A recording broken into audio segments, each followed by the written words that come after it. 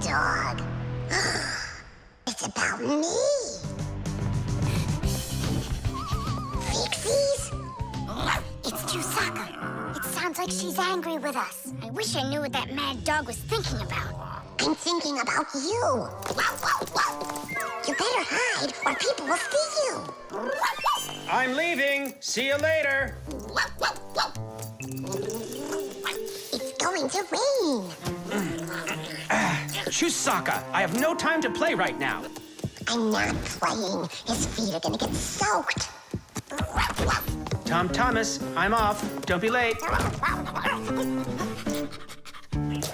Chewsocka, that's enough. No, I need to go to school. He's got his math class today and he's leaving his math book.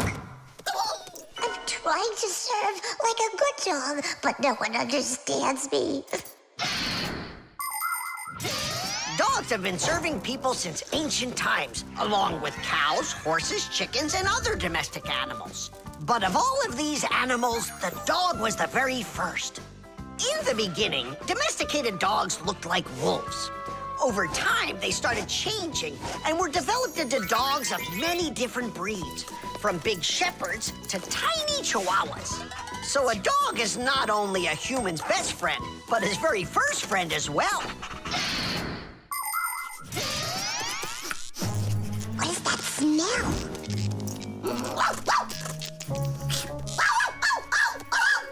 Simka, come on out. I see you. Nolik, jump down. Oh no, we're trapped in here. Alert, something's burning over there. Why won't they listen?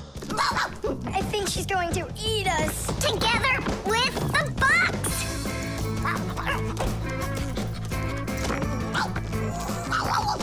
We're done for. Oh. Come on, look! The outlet is sparking. Oh no, something must have broken in there. Are we going to fix it? Kids should never touch outlets, and you know it too. It's forbidden. Then how do we fix it? Go find Papoose, and I'll stay here and wait for you. But where's Papoose? I know where he is. I don't know what she's barking about, but I think Chewsocka wants to help us. Then come on, Chewsocka, help us. Woo!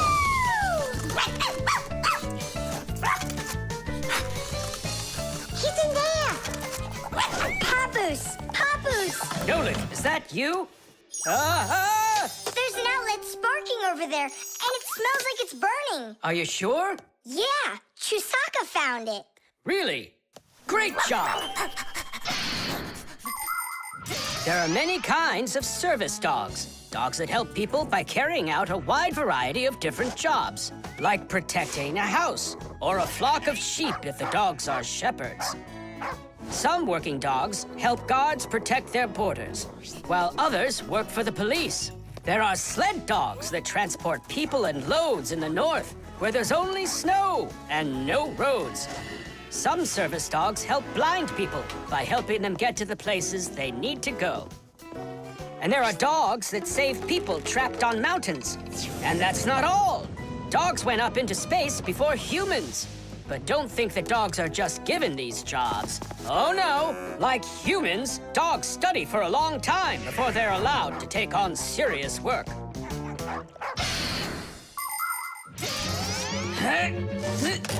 Ah, that's all.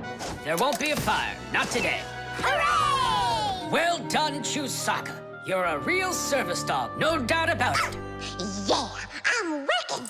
I'm a real service dog.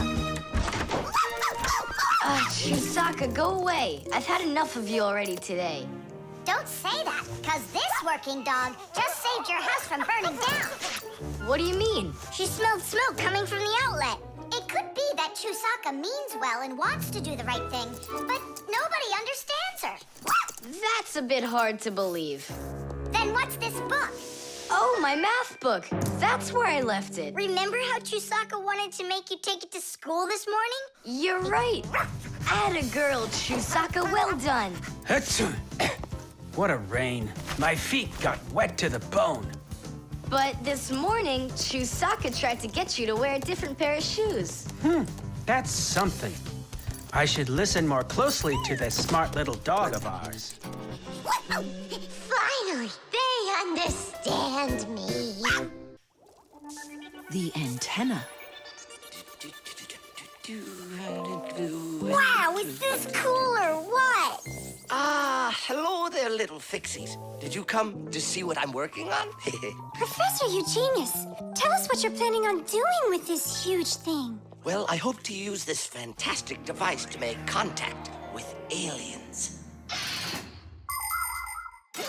Since ancient times, people have wondered, is there life on other planets? What might aliens from outer space look like? And what kind of spaceships do they travel in? There are some people who say that they've seen alien spaceships and that they look like flying saucers. There are even some people who say they've actually made contact with aliens. But personally, I'm sure it's just their fantasy. And science hasn't been able to prove any of these stories either. The one story that makes me laugh harder than all of the rest comes from a guy who claims that he saw aliens with his own eyes. Can you believe it? He said that there was a group of tiny aliens that looked like humans with glowing hair. It seems to me that this guy just happened to spot a few Fixies who weren't able to hide from him in time.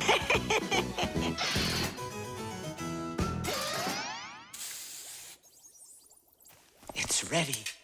If I could talk And now what? to the If aliens. the aliens are out there flying by the Earth, they'll see this plate, get hungry, and come for food? Aliens don't need a plate like this, silly. When they've got plates that fly, flying saucers. You're both silly. This thing isn't a plate at all. It's an antenna. Antenna? Antennas help people receive radio signals. They come in all sorts of shapes and sizes, like this, or this, to pick up a signal that's very weak. Powerful antennas that are shaped like large dishes work the best of all. When radio waves hit the dish, the waves all bounce off of it and gather together into one point. This makes the signal stronger and clearer. The most powerful dish antennas can even pick up signals from outer space.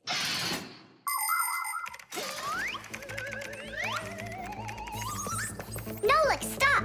You'll burn yourself. Don't treat me like a baby boy, okay? Ah, interesting. I wonder what's inside of there. Do you know? Why don't we go and take a look?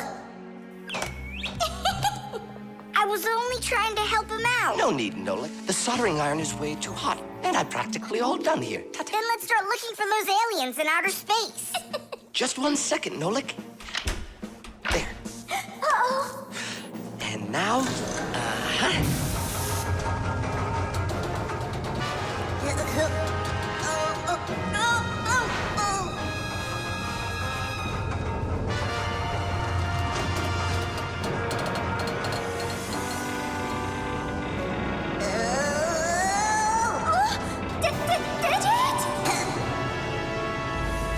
here we go. Nolik, Simka, let's see if we can pick up signals from outer space. What do you think? Is it night right now, where the aliens live? What if they're sleeping? Quit bothering the professor with your nonsense. Let us out right now. Can't you hear us? Please let us out! I'm afraid there's no way they can hear us from this far away. I can't hear any signals. It just sounds like static. Be patient, you guys, and keep listening. Digit, we all know how clever you are. Can't you think of a way out of here? I think I got it, Tula. You stay there. Yeah. I'll use a special code I know to send a signal that we're in trouble. Wait a second. Do you hear that? Could it be a signal from the aliens? Hooray! This is sensational. It means that somewhere in the cosmos are intelligent forms of life. 3 dots, 3 dashes, 3 dots.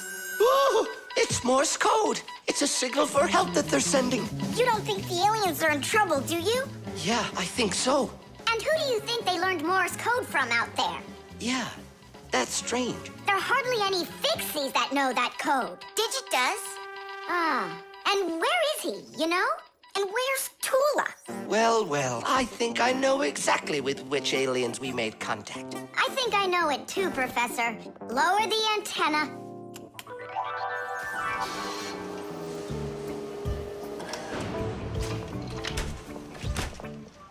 Greetings to you, Hello, extraterrestrial visitors. Hi there. It's good to be back. Oh, What a shame. I was really hoping that we'd find intelligent life forms out there. It's all right. At least we found 2 unintelligent ones.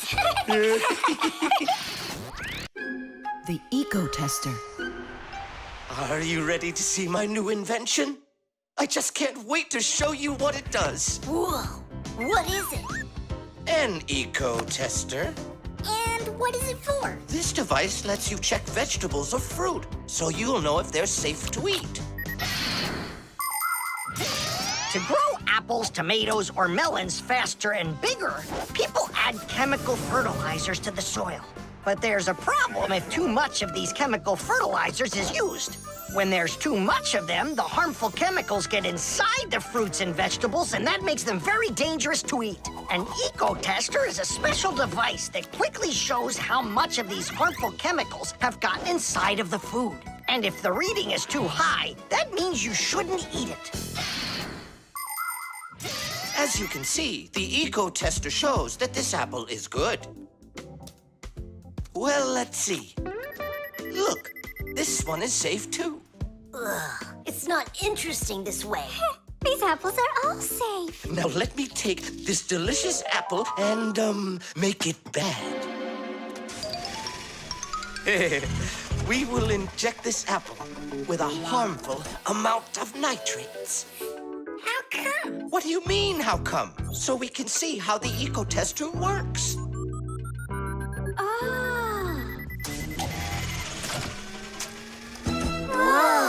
Aha! So you see, the Ecotester clearly shows this apple is poisonous and can't be eaten. Is it only for apples or for any kind of fruit? Any fruit or vegetable. I can get a watermelon to show you. Could it really be true that watermelons can have nitrates too? Of course they can have nitrates. Humans often act without any concern for nature. The waste from factories, airplanes, cars, and cities causes tremendous damage to nature. Species of plants and animals disappear. Air, water, and soil become polluted. And many other kinds of ecological problems appear. And humans shouldn't think that ecological problems are just nature's problems. Because when humans harm nature, they are also harming themselves. People breathe in the dirty air, drink polluted water, and eat food grown in soil contaminated with chemicals. If humans don't want to drink milk filled with poisons, and they want to eat ecologically clean fruits and veggies, then they must learn to treat nature as their friend. Hey, why don't we test these apples ourselves? Nolik, help me out.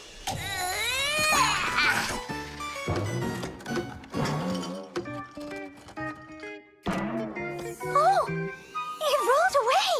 I don't care. That apple's poisoned with nitrates. Oh, apples.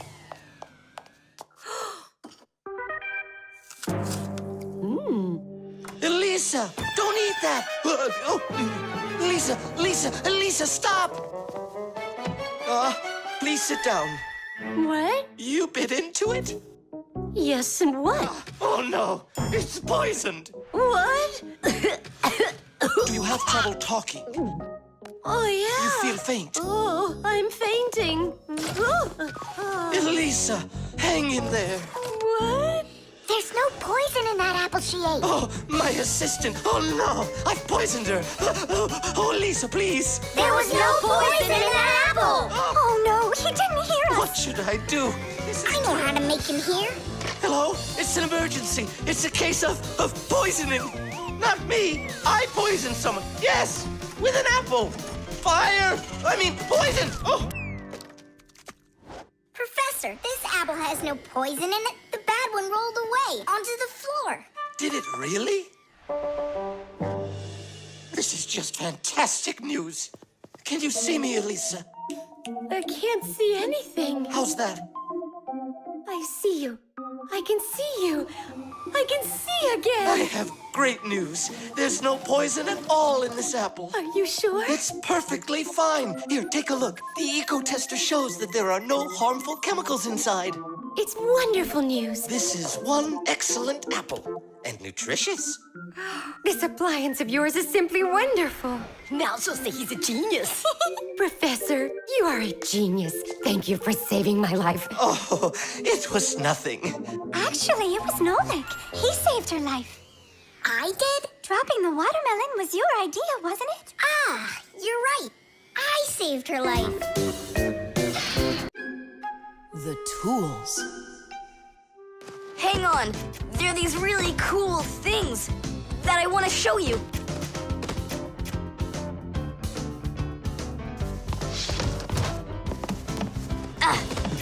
Whoa! Whoa, look how many things you got all at once. Your dad's gonna be so angry when he sees what you did with all of his tools. I'm gonna put them all right back where they were. And where were they? Open the box and you'll see. It's neat. There's a special place in there for each one of the tools.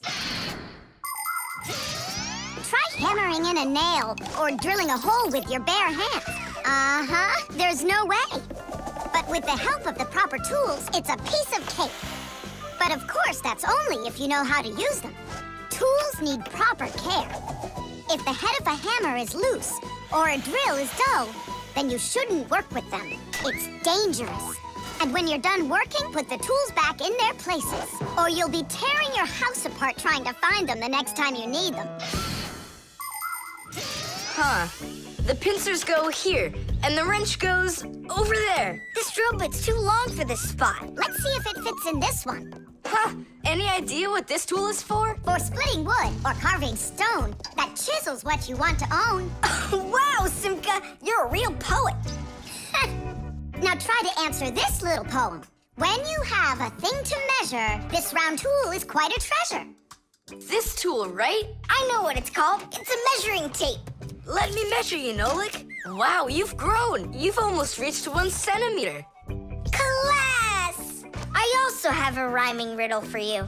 What bangs a nail into the wall to make sure pictures never fall? A hammer! I was first, and the hammer goes right here. And now I have one for you to guess. If you need to screw in screws, here's the tool that you should use. A screwdriver! I was first, again. You got it right. All right, Tom Thomas, we better hurry. We still have a lot of tools here to get sorted out. Humans, just like Fixies, use hundreds of different tools to do their work. Picking the right one depends on the task at hand. For instance, if you need to hammer in a nail, use a hammer. But you don't use a hammer for a screw. For that, there's a special tool called a screwdriver. A wrench is the tool for tightening nuts and bolts. A vise is used to hold a part in place, and a drill to drill a hole. If you need to cut a piece of wood, you should choose a saw. You could use a handsaw, for example, or a hacksaw. Different kinds of pliers can be used for snipping, gripping, or bending. If you need to smooth something down, you use a file. If you learn how to work with tools properly, you can build just about anything. Looks like we did it, just in time. Oh, and how about this? Do you know what kind of tool that is? I don't know. There's no place for it in here. Just throw it out. Come on. And what if my parents use it? Looks like we did something wrong here. My dad came home. Tom Thomas! I'm in here. Hi there. Reading. Way to go, son. Huh? Oh! I don't get it. Where is it? What? I put a piece of metal under the table leg so it wouldn't shake, but it disappeared. So that's where the tools place is. Did you take it? What? I didn't. It must be somewhere under the table. And you look under the sofa. All right.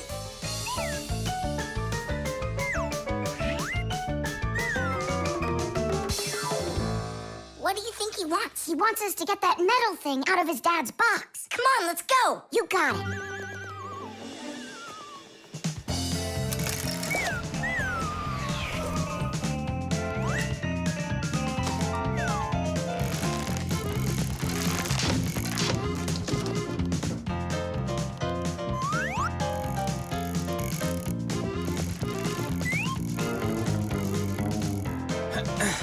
Any luck?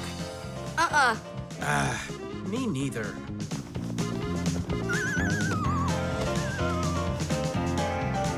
I found it, Dad. It was under the table, just like I told you. Huh, you were right. It's strange. How could I have missed it? Maybe you're just, tired from working too much. Maybe. Tadish. What? It's a new word, Tadish. Tadish. I do like the sound of it. The video call.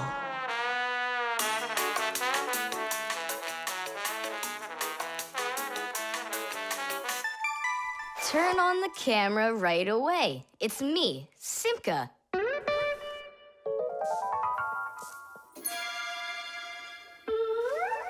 Just as I expected. Nolik, why aren't you in school? School? It started? No, but you'll be late if you don't hurry. I'm on my way.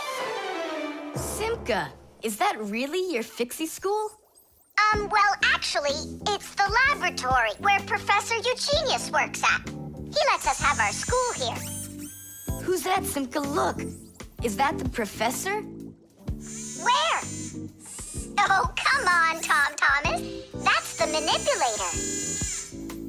Who? Not who, what? It's a mechanical arm. For real? Oh, please show me some of the other things you've got. But how can I show you? Come on, with the camera. Computers and tablets are able to connect with one another through the internet. That's why you can talk to another person on your computer like you're talking on the phone. And if the computer has a video camera, then it's possible to send not only sound through the internet, but video as well. That's why it's called a video call. With video calls, it's possible to talk to your friends, to see them, and to show them all the things you can see yourself. All right, take a look. Over here we have chemistry equipment. And over here... Hey, Tom Thomas. It's good to see you. Wow, you flew there so fast. Nolik, get out of the way. You're blocking the view of the lab. I am not blocking the view. Stop it. Go away. You go away. Tom Thomas, what are you watching? Is it time to turn into screws? Too late. He already spotted us. It's just a cartoon about these funny little guys. Can I watch with you? Nah, it's boring, Dad, and I've already seen it. Next, that blue guy, he starts jumping. Watch. Now what? I say run. Start jumping. Make it cartoony. Now that redheaded character will sing. Watch. La la la la la la la la la. Then she starts dancing. La la la la la la la la. These guys really are funny. And here are the super fast moves. That was funny. I gotta get going. That's all. You can rest. My dad went out. I'll get you, Tom Thomas. What are you doing over there, huh? Watching a movie. But why on my computer? Sorry, Professor. Yeah, will you forgive us? So how is it any good? Uh-huh. It's a super funny one. Really? Yeah. You see that boy there? He's gonna start waving his arms around like a maniac. He also crows like a chicken. Cock-a-doodle-doo! And now the boy's gonna go in and chew paper.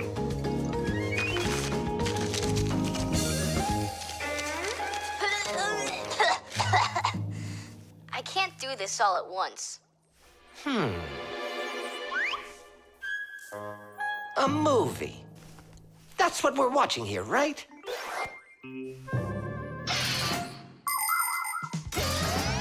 People have always been interested in seeing what's going on outside of where they are. And with the invention of video transmission, it's now possible to see what's going on almost anywhere.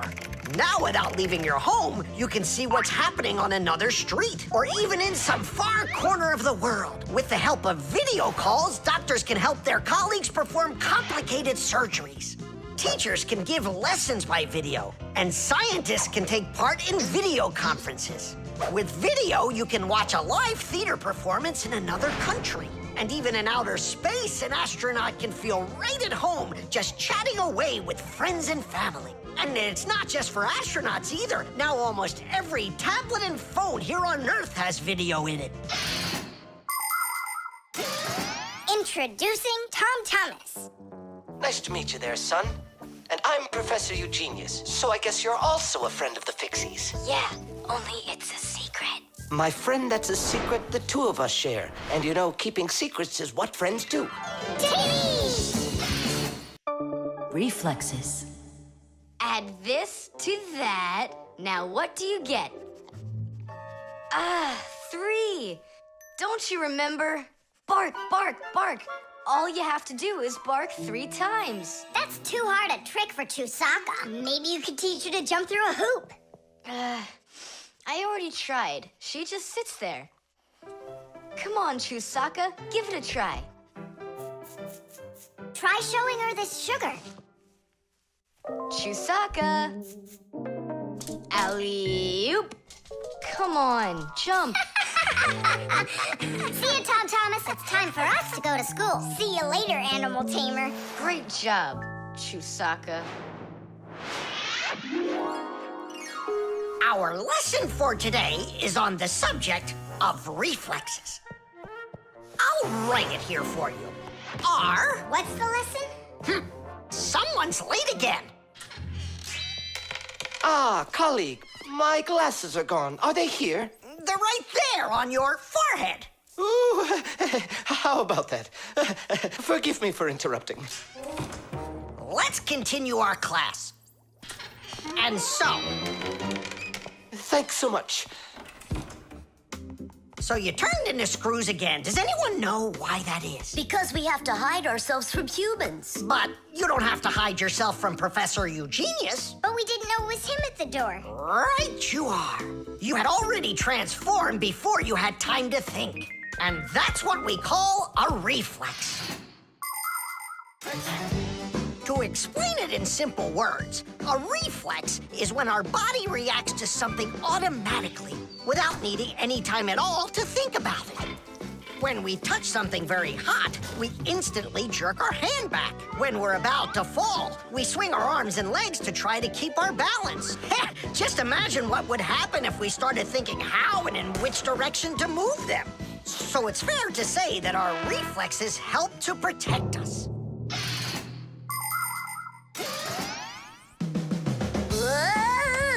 No kidding. They protect us. My nose itches. Achoo! Excuse me, I didn't mean it. Professor, sneeze. Is that also a reflex? It most certainly is one. Fire didn't want to, but then his nose tickled and achoo. Bless you, too. Thank you. And do dogs also have reflexes? Of course dogs have reflexes. All animals do. Yeah. It's something all good animal trainers know. They use the animals' reflexes to teach them tricks.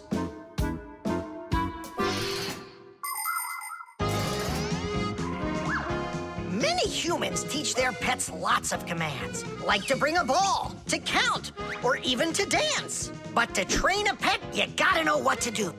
A good animal trainer always has plenty of treats handy. As soon as an animal follows a command correctly, like standing on its hind legs or jumping over a hurdle, the animal gets a treat. And then the trainer makes a unique signal right away, like clicking his fingers or blowing a whistle. After repeating this training over and over, the animal develops a reflex. Once it gets the signal, it carries out the command and then gets a treat. But the most important thing about animal training is to love your trainee and never hurt it. Otherwise, no treat will work. Tom Thomas, we just learned in Fixie school how you can train Chewsocka. Yeah? With the help of reflexes. With what? Where's Chewsocka? Call her. Chewsocka, come here. Give her a math problem. A nice simple one.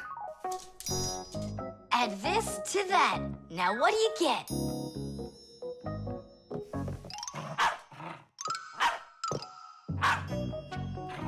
It's a miracle! 3! You got it! No, it's not a miracle. Science is what it is. You know how Chewsocka barks whenever she sees a Fixie around. That's what we call a reflex, you know. I understand. And do you know how I can teach her jumping? Well, we didn't figure that out yet. Wait a sec, I know how. Chasing Fixies. Isn't that one of Chewsocka's reflexes? Probably, That's although... great, so let's go and train the dog. Nothing's ever too much for a good friend. Chewsocka.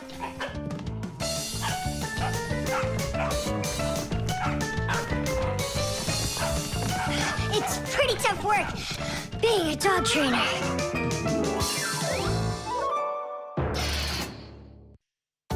The baby monitor.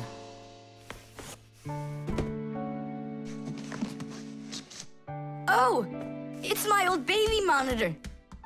On. Check, check. Checking. 1, 2, 3. Checking. It's working. Why don't we give it to the Johnsons? They just had a baby the other day. This is mine, and I'm planning on using it. Aren't you a little too big for it? No, I'm not big at all. Well, I didn't realize that you're still a little boy. And a greedy one at that. They're never gonna notice this. Hey, Fixies, are you here?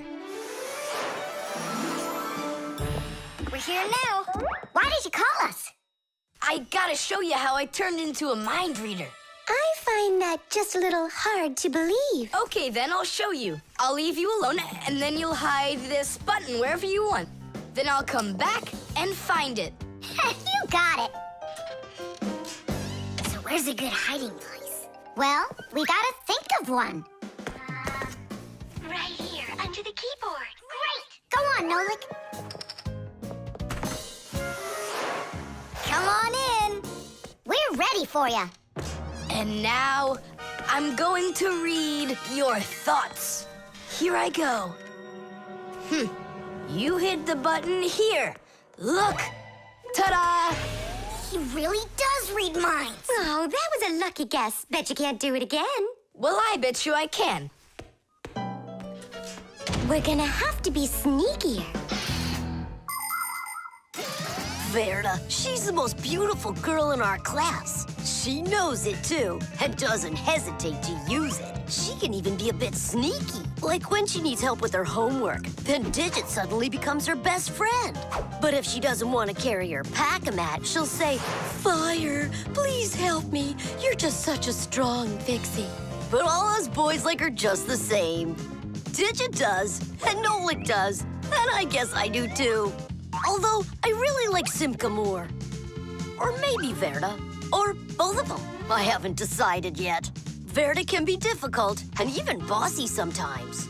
But one thing I know for sure, Verda's a good friend. A friend that'll always come help. Well, that is if she's able to pry herself away from the mirror. I think that we should throw it down into this pencil cup. But then we concentrate on another place. That is good, but it won't work, Fixies. Come on in.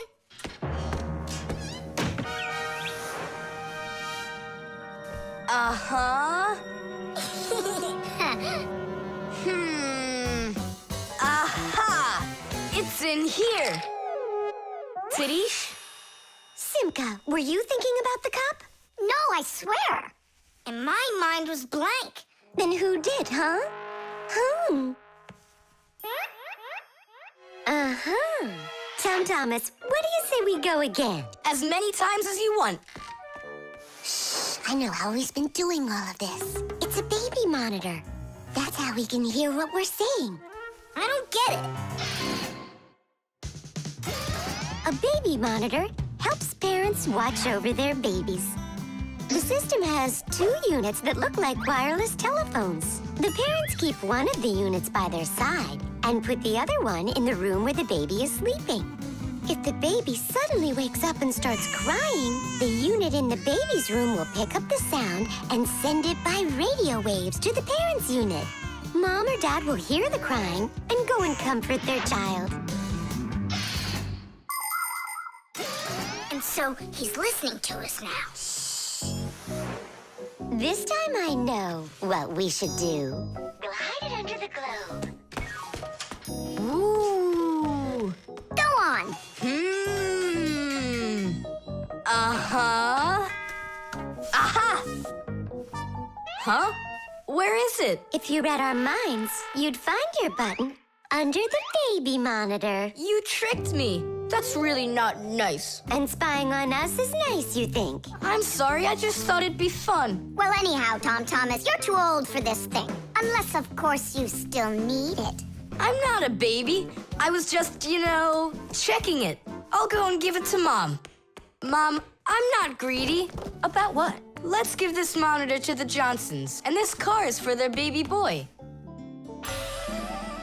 I don't think that baby's big enough yet for your car. So what? Soon he's gonna get bigger and become a big boy, right? Like me. The Manipulator.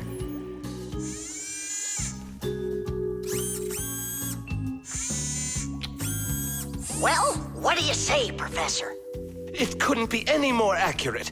Our manipulator works just perfectly. Good! So that means that we're free to go. Great. See you later. All right, finally. Now it's our turn to experiment with that manipulator. And do you know how to operate this manipulator? Why do you think we were spying? A manipulator is a kind of mechanical arm that people use for difficult or dangerous work. To control a manipulator, humans use a remote control or a joystick. The operator gives the command, and the mechanical arm grabs and moves the load. Some robotic manipulators don't even need to be steered by an operator. They're controlled by computers and can work without people being there at all, even on the moon.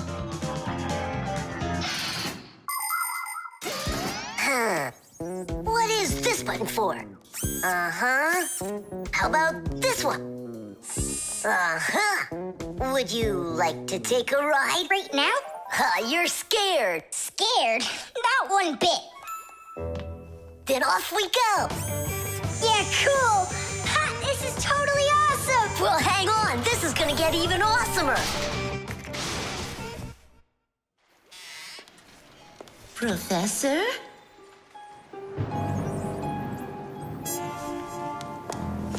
Strange. What made this ladder just fall over?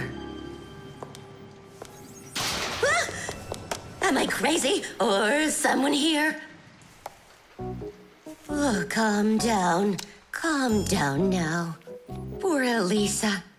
Yeah, you're completely overworked. Whoa! Ah! Who's here? Achoo! Hang in there, Nolik. I'll get you out of there.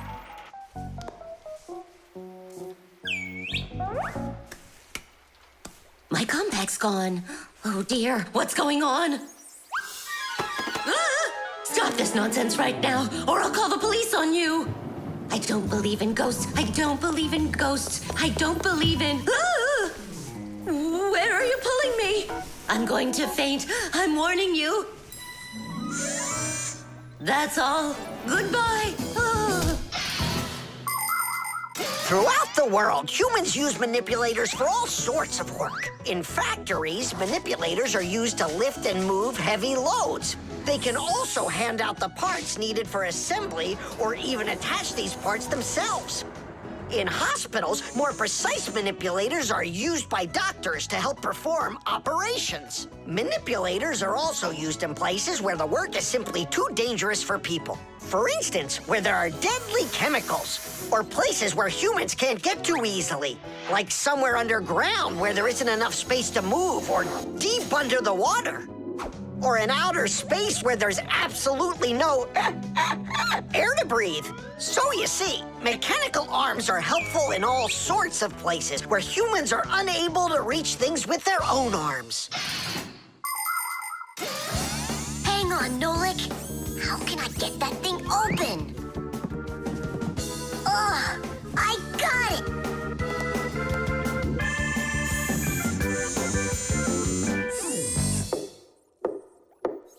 Yes? Who's there?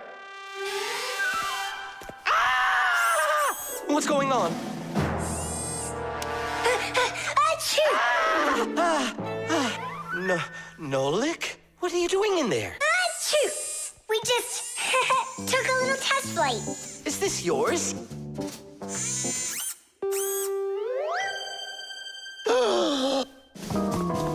Elisa! Elisa! Professor, you genius. I was attacked by a crazy arm. The manipulator. It's your imagination. Look, it's come back. Stop, I'm telling you. Professor, you genius. It heard what you just said. Calm down, it's okay. It was a little malfunction, but I took care of it. You are just astounding. And don't think that I'm through with you. With me? With you? No, with the manipulator. Let's go, Elisa. Yeah, let's go, Professor. Great job, Fire. And why fire? Achoo! The Draftsman. Pew! Ha! Huh? What? Hi there, Tom Thomas. What are you drawing? I'm not drawing. This is called drafting. What's the difference? Tell me, is that a circle? Sure is. And that? It's a circle, too. Only it's a rounder one. Of course. That's because I drafted it with a compass. And now I've got a real target. So now I'll load my dart gun. Whoa! Why'd you shoot that thing at me? It was the gun. I didn't even pull the trigger. What? Did it break? Let's open it up and see. There. This little part broke. Let me go find Papoose. He can help you. He can make another one. A brand new one. Wait, I can draft a technical drawing. Will Papoose understand how to read one of those? Are you kidding? Papoose is an expert at everything.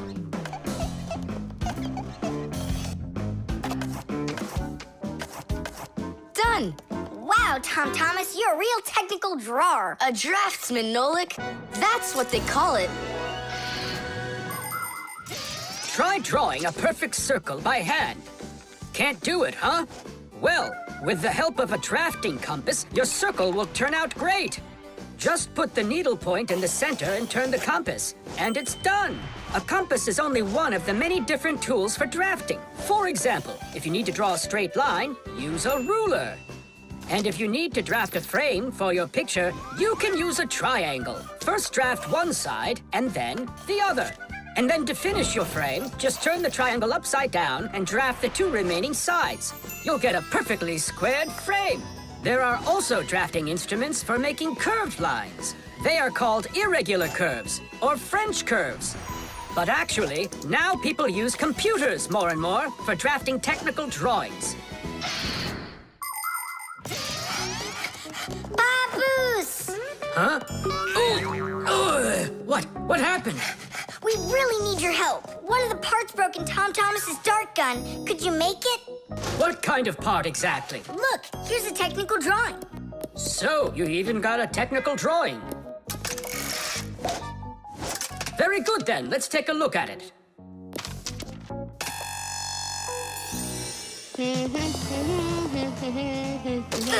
Here you go. Super. Let's see. It's not gonna work. You see, it sticks out here on the side. I need to draft another technical drawing. Papoose! Huh? Nolik, you scared me again. Forgive me, but the part has to stick out over on this side. And you're sure that's all? That's all, for real. Tom Thomas, it's done. Listen, while you were gone, I realized that the part needs to have a hole right here.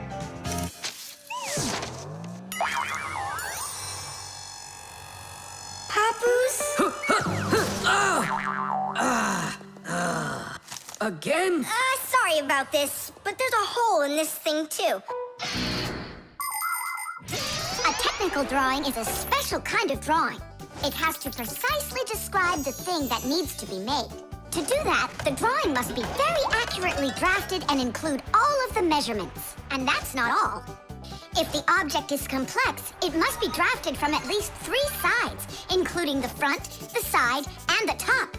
You see? The object looks different from every side. So if you don't want to work over and over again, learn to draft correctly.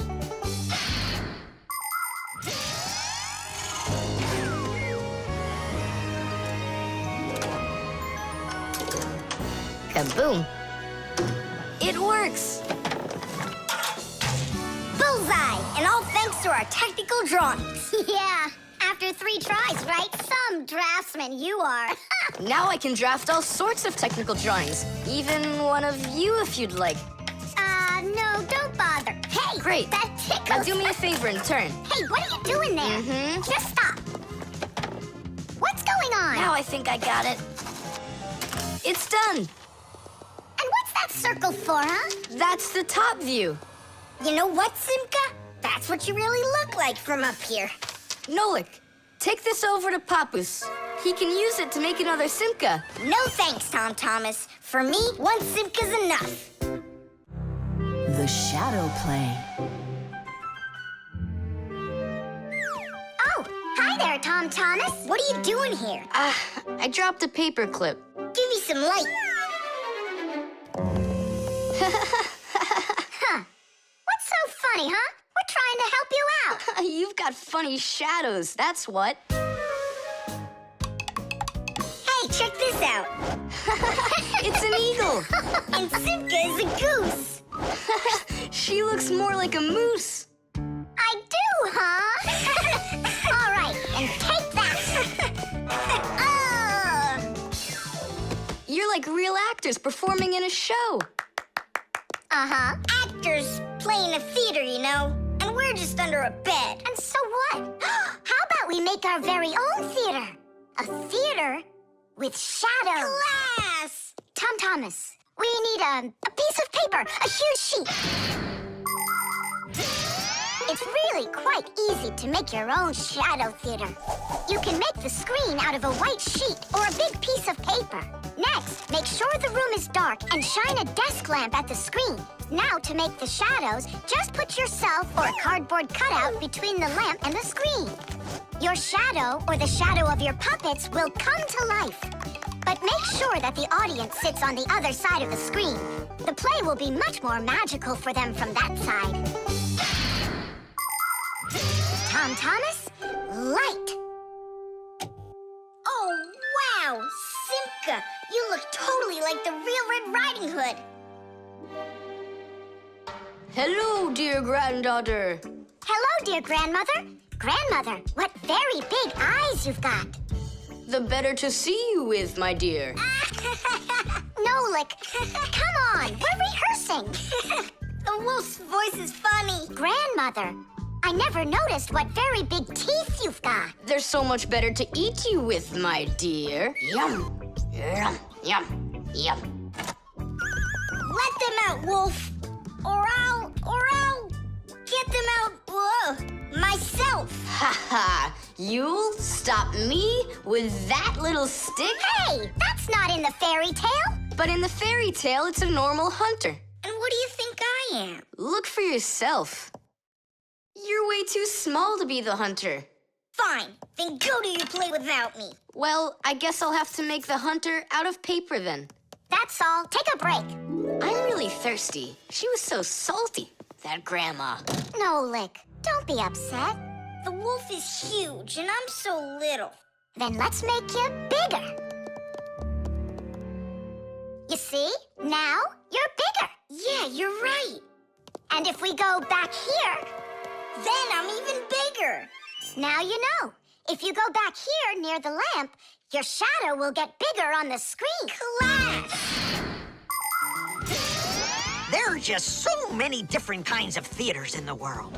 In the dramatic theater, the actors speak the lines of the playwright. At the opera, the actors don't speak their lines. They sing them, accompanied by an orchestra. And here at the ballet, the performers don't speak or sing their parts. Here, the story is told with dance. There are also theaters where the performers are animals. In an animal theater, you can watch performances by cats and dogs, or goats and pigeons, or even bears and seals. There are also theaters where the stories are told by puppets. To tell the truth, the puppets are brought to life with the help of people. Yes, there are so many different kinds of theater. My favorite is the Shadow Theater. I think it's the most beautiful and mysterious theater of them all. Hello, dear grandmother. Grandmother, what very big eyes you've got. The better to see you with, my dear. And grandmother, what great big sharp teeth you've got. Oh, the better to eat you up with, my dear. Ooh, just wait. Aha, Wolf, I've got you. The hunter looks so strong.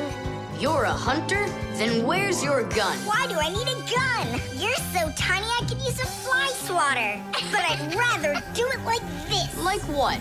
With my bare hands. Way to go! Hooray!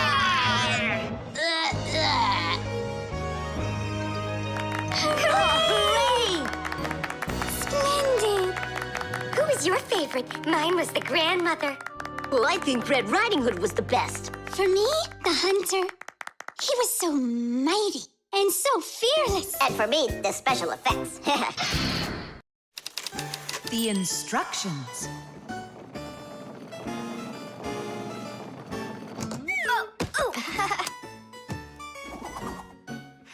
It doesn't work. Try putting it in the other way. Did you read the instructions? Why would I? Instructions are for dummies. Yeah, instructions are for dummies. All right. Oh, what's going on? Whoa! My battery! Instructions teach us how to do things right. Instructions for a piece of furniture explain how to put it together.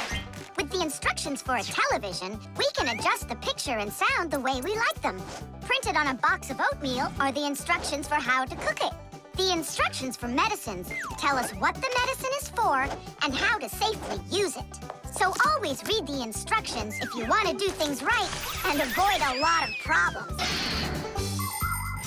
I found it. Here it is. Here you go, Tom Thomas. Whoa. We got you a new chair, but it has to be assembled, and I'm afraid it'll be a little bit difficult for you. No, it won't. Don't worry, Dad. I'll do it. Finish before dinner, and we'll get ice cream tonight. A creamsicle. 2, okay? First, assemble the chair. Tom Thomas, can I help you put the chair together? Come on. Hey, first you two need to read the instructions. Simka, stop being such a bore. What, like I haven't seen a chair? Or like I haven't seen a chair?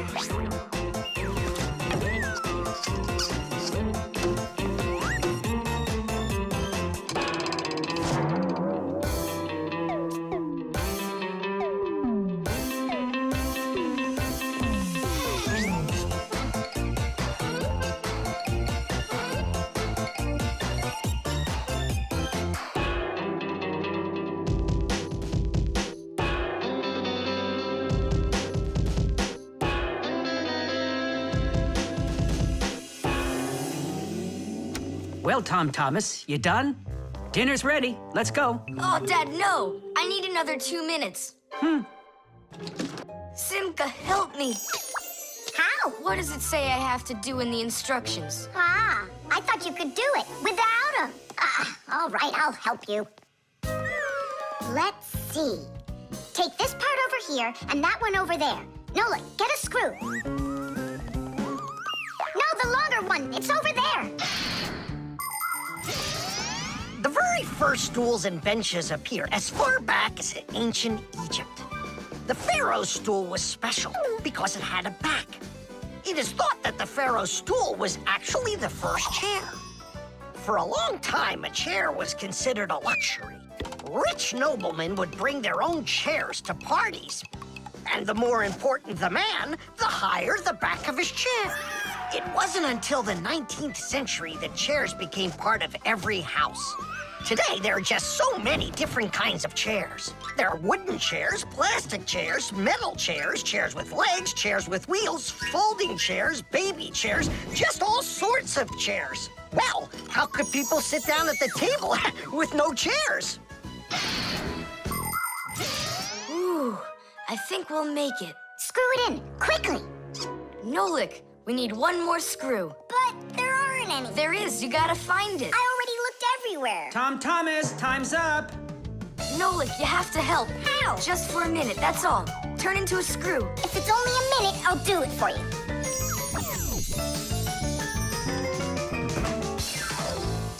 I'm done. You built it. Huh. Great job, son. Mom, see how I won the bet. Can you believe it? He put the chair together. You're so brilliant. Go on, have a seat. Oh! Whew. Now I see. You missed a screw. But I screwed it in. It must have, what? Must have what? Look, here it is. Now this screw's not going anywhere. And that ice cream you won? Well, you just lost it. Well then, Mr. Chair Builder, time for dinner? Yeah, in a sec.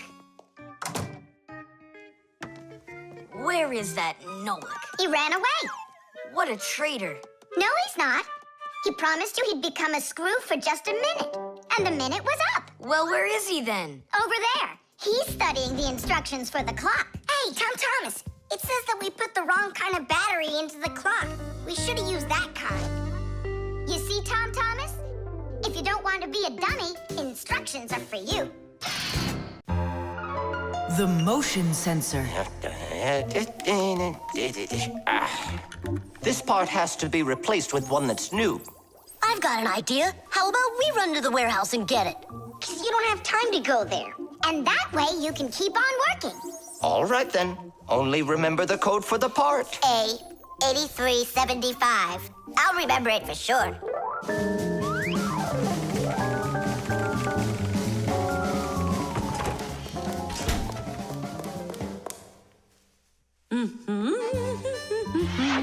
Why is Elisa always there at the wrong time? Do we have to wait till she goes away? What for? We'll sneak out behind her. Did you find the part? It's here.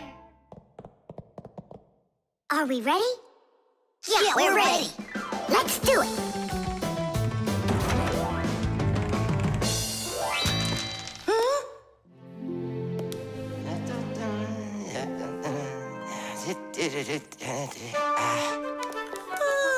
Professor Eugenius, you're in here. Do you know why this door just opened? And closed by itself? Of course I know, Elisa. It's because I converted it into an automatic one. You see, I installed a motion sensor above it. A motion sensor is like an electronic eye that watches everything that moves in front of it. Did you ever wonder how doors open by themselves at places like stores or at the airport?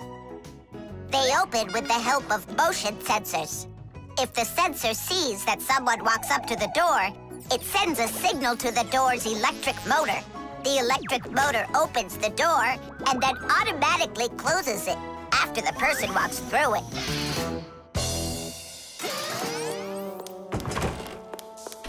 That man is just astounding. Only a bit untidy. The door is automatic now? Then why didn't it open for us on the way here? Because we're too little for that motion sensor. But the part's bigger than we are. Big enough for the sensor to see it. Then how do we get in there? We can fool that thing if we stay close by the wall. Now let's keep this as close to the wall as we can.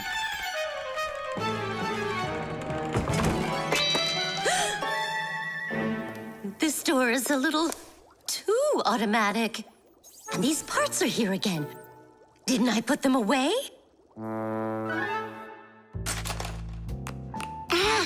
The sensor still noticed us.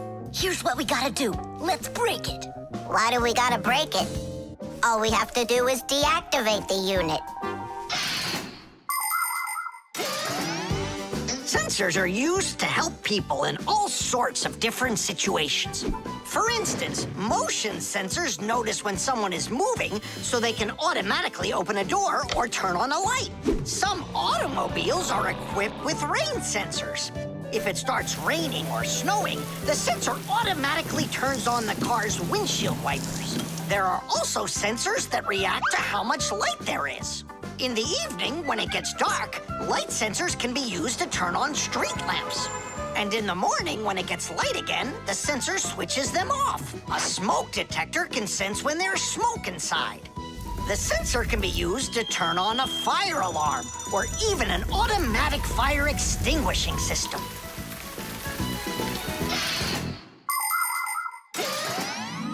I turned it off. That should do the trick. Great job. Let's go.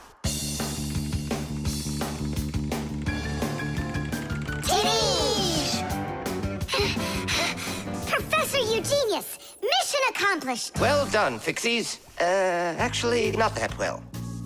This part here is A7583. Uh-huh. And I asked for A8375.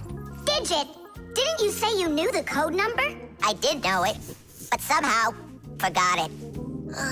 Digit, I can't believe that you forgot it. All right, we'll just have to go out one more time. Thanks, but no thanks. I'll get it this time. I forgot to warn the professor that we've turned off the sensor. And I'm afraid he's expecting that the door will automatically open up. Professor! Stop!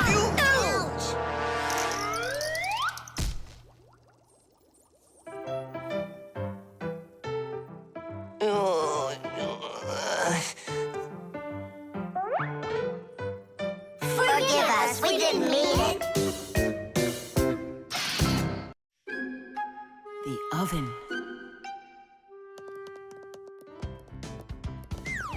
Now here he is, our death-defying acrobat.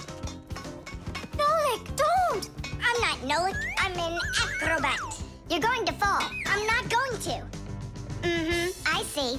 Every single time with him, it's the same old story. He gets himself into trouble, and I've got to get him out of it. No, I'm falling. Whoa! Hold on! I'm just joking. Nolik, you're a knucklehead. Simka, Tula, we're down here. Look who's in trouble this time, huh? This isn't funny at all. Need some help? We can manage this ourselves. Right, Tula? Well, all right then. See you later. We gotta get out of here. Tom Thomas's mom is coming. Hide!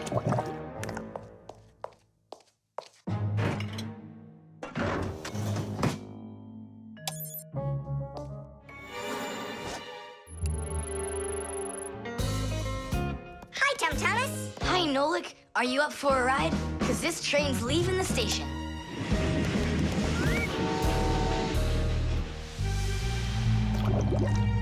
Nice place. It's the oven. It's beautiful in here and not hot at all. Splendid. It isn't hot right now because it only started warming up. An oven is a cabinet with a heater. It can get so hot inside that it'll roast whatever's in there. As a matter of fact, that's what ovens are for. People roast meat inside of them and bake things too. Some ovens burn gas for heat and others use electricity. They have special electric coils that get red hot and heat everything that's inside the oven. So be careful around ovens. A hot oven can burn you very badly.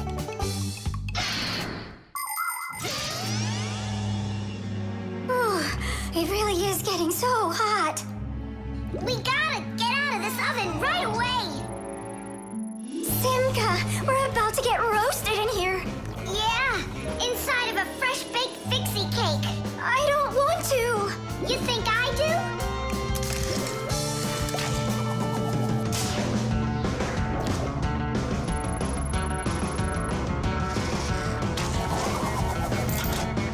Here, grab on tight.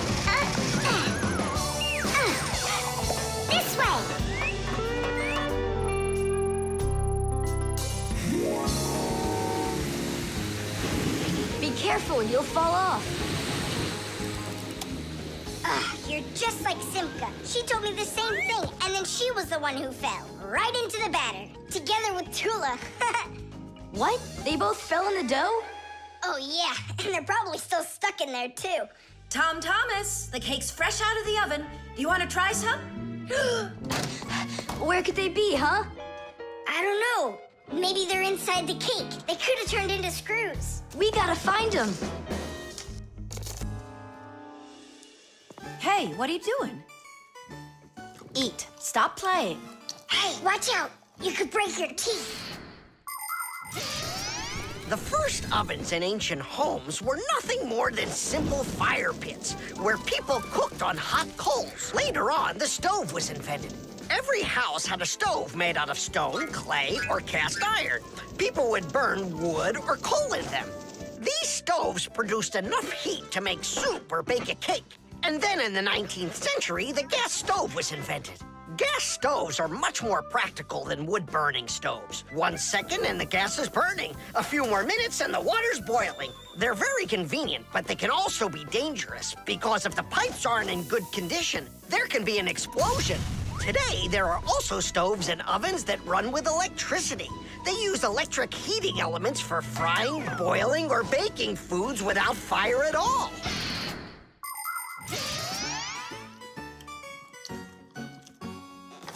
Tom Thomas, I think you'll explode. But it's so incredibly good.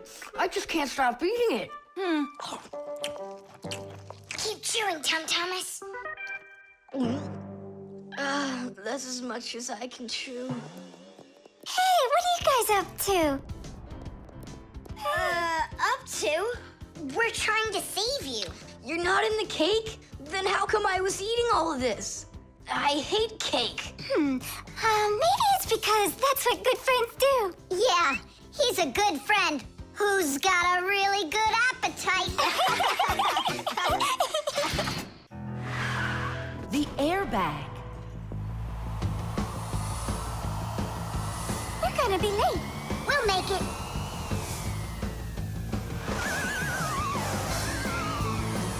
Whoa! Oh, wow. Hey, slow down there. I'm a super duper racer.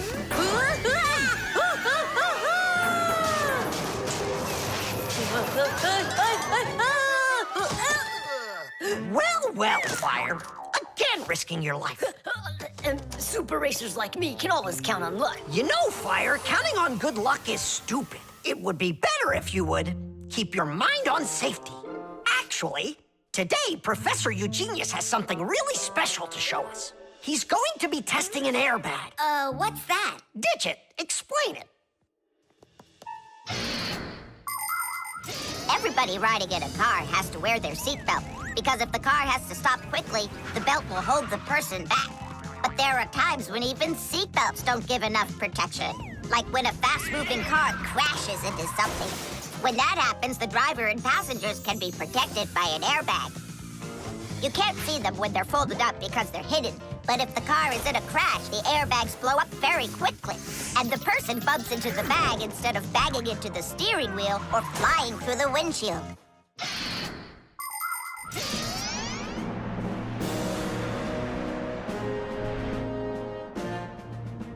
Here I come. And once again, when something dangerous must be tested, Professor Eugenius tests it on himself. But Grandpoos, aren't you scared that it won't blow up with air? Don't worry about the air. A 3 and a 2 and a 1.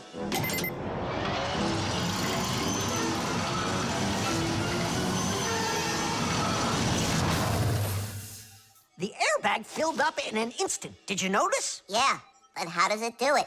There is a chemical inside of there that quickly burns and instantly turns into a gas the moment the crash takes place. The gas fills the airbag, and there you go. Did I explain that right, Professor?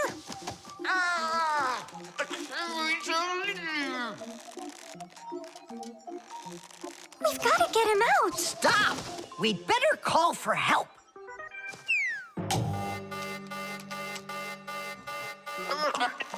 Professor, do you need some help?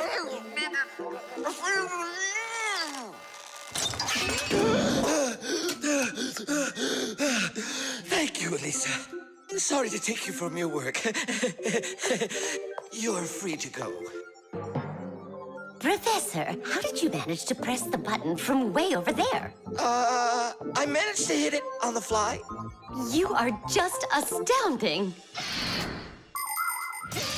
To keep small children safe while they're riding in a car, they must be buckled up with a seatbelt inside of a special booster chair. But kids also need to be careful when they're riding a bicycle, skateboarding, roller skating, or riding a scooter. First of all, it's best to keep off of roads where there's too much traffic. Second, put your protective gear on. For your arms and legs, wear elbow pads, gloves, and knee pads. For your head, wear a helmet. That way, if you fall down, you won't get badly hurt. And third, make sure that people can see you. If you're out riding in the evening, your clothes and bike must have safety reflectors on them. They let drivers see where you are by reflecting the light from their headlights back at them. Remember, better safe than sorry. Here we go.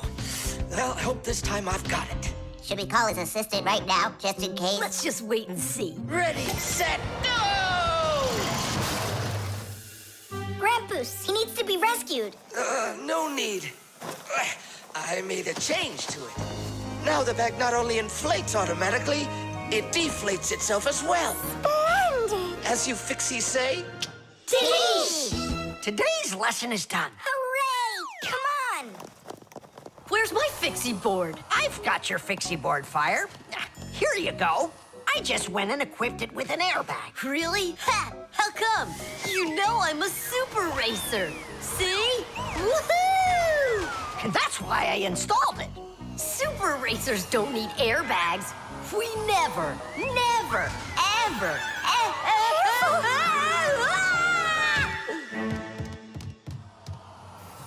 Oh, wow! Is that airbag cool or what? It's a very original design you used there. That design is my own, and Fire ran the test. Professor, will you make an airbag for each one of us? You all will get them real soon. But even so, Caution and care make accidents rare.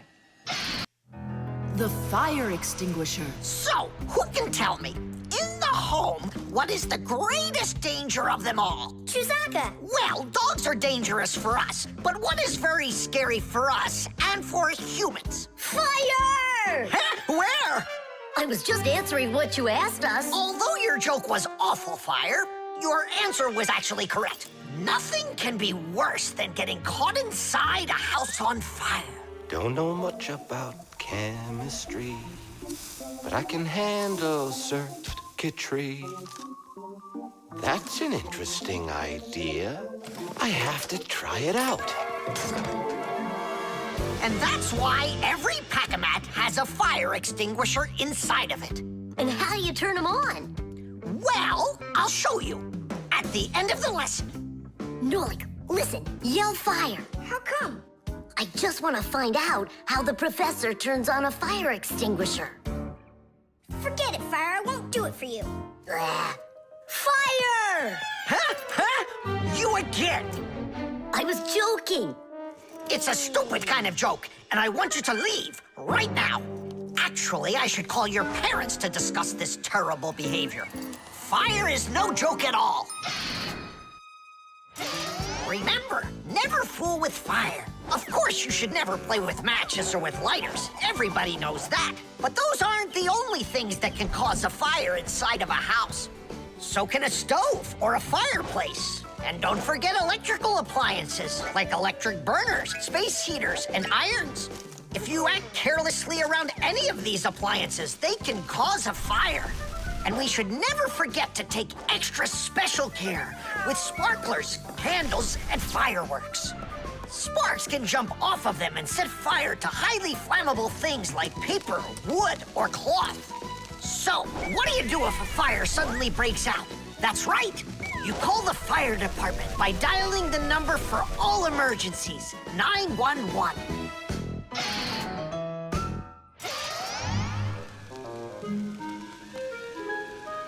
Huh? What's going on? No way. No way! Fire? It's burning for real! Fire! What do I do? Oh, yeah! I need a fire extinguisher.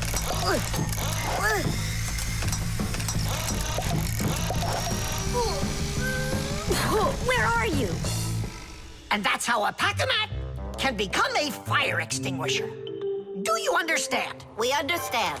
There's a fire. It's over there. Enough! You don't know when to stop fire? I'm not joking this time. Please believe me, it's there. Nice try, Fire. Oh, look, he even used smoke this time. No, Simka. That smoke's from a fire. Uh-huh. I'm sure that this time it's for real. It's the truth. I swear I'm not lying. This time I think it's true. He's not joking.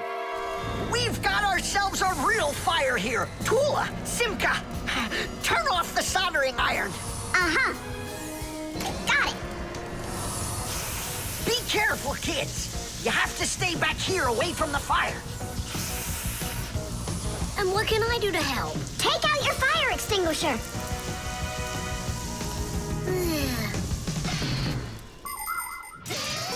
Long ago, people used to put out fires with just water or sand. Today, people also use fire extinguishers. Fire extinguishers are cylinders with hoses. They're usually painted red, so they're easy to see. The cylinder is filled up with a special powder or foam. If someone needs to put out a fire, they point the hose at the fire, pull out the safety pin, and squeeze the handle. The foam or powder shoots out of the extinguisher and puts out the fire. Our fire extinguishers are just too small for this fire. We have to find Professor Eugenius to put it out. I already did. All right, where's the fire? Ah. Ooh. Hooray! We put out the fire! You Fixies are just the greatest. Thank you. You saved the whole laboratory. Not at all, colleague. If not for you Fixies, I can't even fathom how this could have ended. And what I'm wondering is how the fire got started at all. Fire? I had nothing to do with that. Yeah, sure. Then who was yelling, fire, fire? You know what? Maybe it was you that set the fire. Well, if that's what happened, don't even think about coming back to school without your parents. Colleague, wait. It's all my fault. I didn't turn off the soldering iron. Forgive me. Now we know whose parents the school should be calling. The suction cup.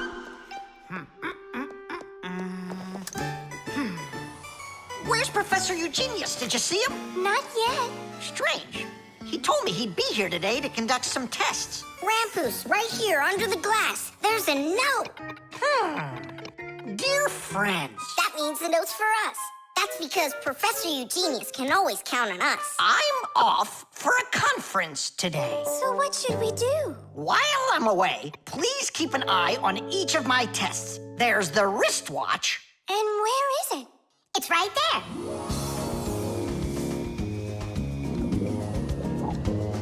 Look! How come the watch is in the water? So the fish can know what time it is? Nolik, don't be silly. This is the test he made for the watch. You see? It says water resistant right there on the back. That means that water shouldn't get inside of it. I see. So the professor needs to check if it will work underwater. Understand? Yep, I got it. The watch is working. So now, the doorbell test. We'll go look. It's over there.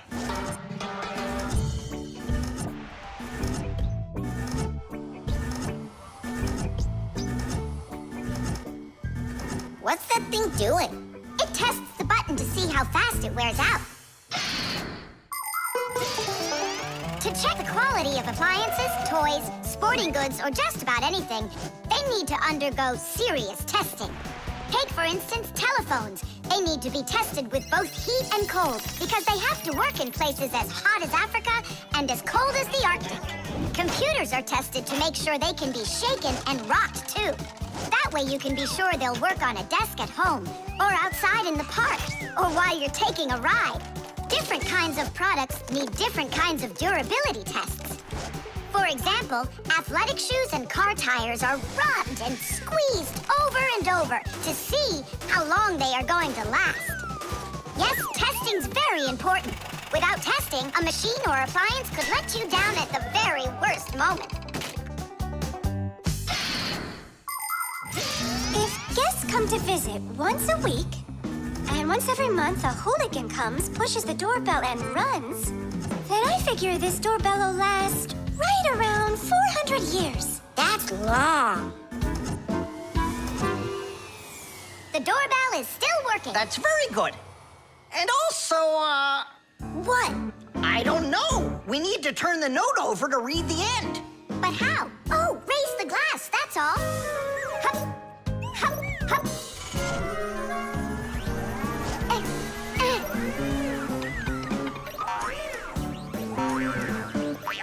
I can't get a hold of it. We should find a suction cup. A suction cup? Suction cups are made out of rubber or other elastic materials. When a suction cup is pressed against a smooth surface, the air inside is squeezed out. The air outside wants to get back in, and so it pushes down on the cup. The rubber edge of the cup won't let the air leak in, so the outside air keeps pressing down, and the cup keeps on sticking. And that's how a suction cup sticks to a surface by using the power of air.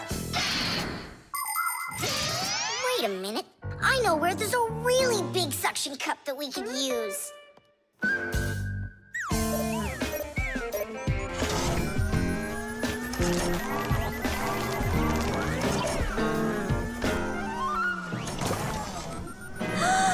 That's a huge suction cup, Nolik. Stiddies, stiddies, stiddies. Well done, Nolik. Only we need to hurry before air gets under this suction cup and it unsticks. My suction cup will never unstick. Well, let's see what it says here. Simka, you'd better hurry. And make sure nothing gets broken here in the laboratory while I'm away. Huh, and what could get broken around here? Ah, the glass, look out!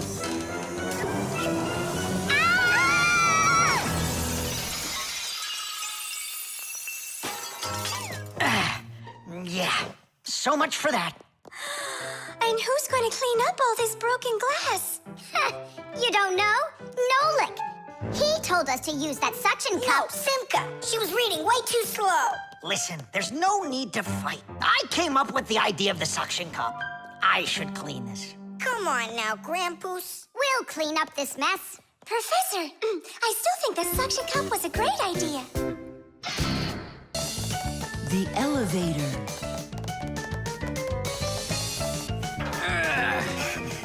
Papus, Marcia, we gotta hurry. How come? Tom Thomas is going to see the circus. And what? We want to go with him, can we? The answer's no. Just you kids without supervision. Who said no supervision? His parents are taking him there. We'll be careful, don't worry. They won't even notice us. Well, if Tom Thomas's parents will be there. Hooray! We can go! Wait a second. I didn't even say yes yet. Yeah. Simka, Nolik, where are you? We gotta hurry up. Tom Thomas, it's time to go. I'll be right there. We're ready.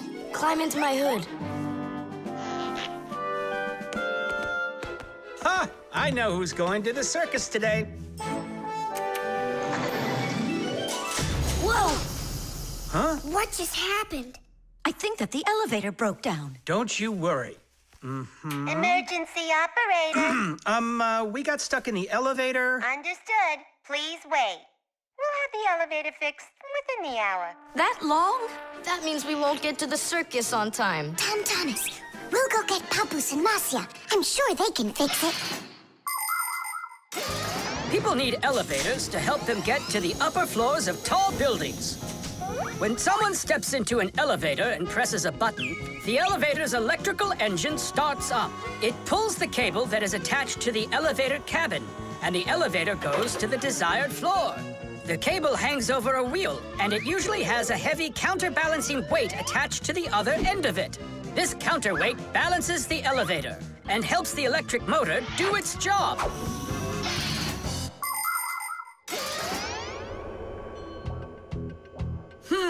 I wonder what the reason is.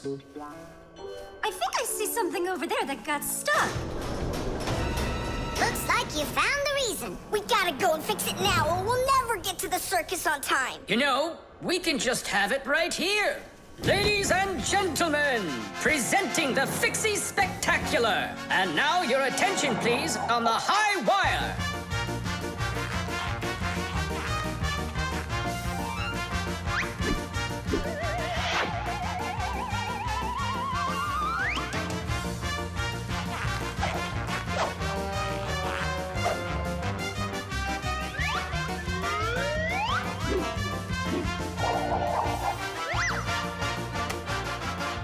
Whoa! Just don't look down! Then I'll close my eyes and I won't look anywhere at all. Ow! And now we bring you our very own aerial gymnasts.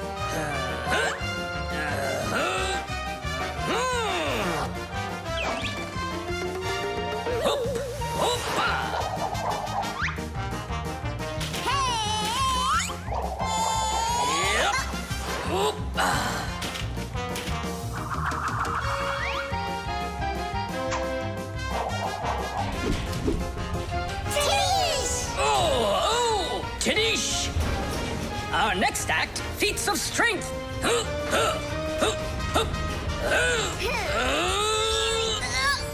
won't come out! I know how to fix it!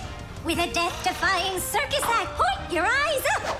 Marcia! Where are you going? Up to the electric motor!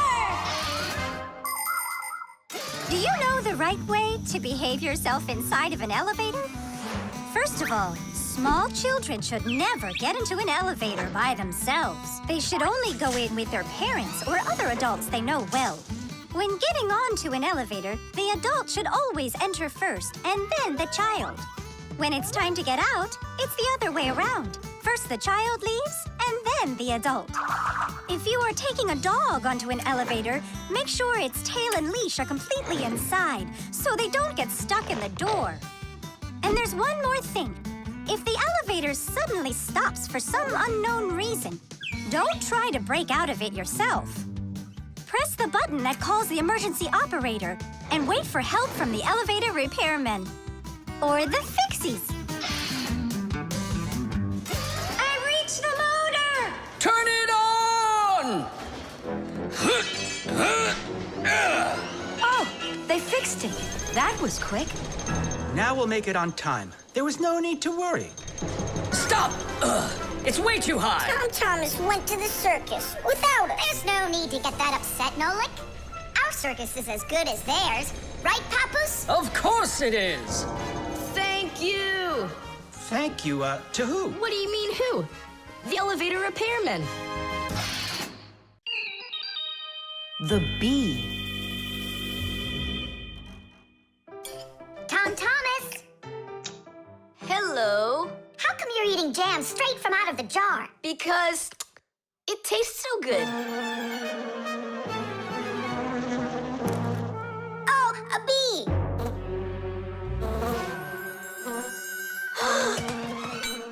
Shoo, get out of here. Leave it alone!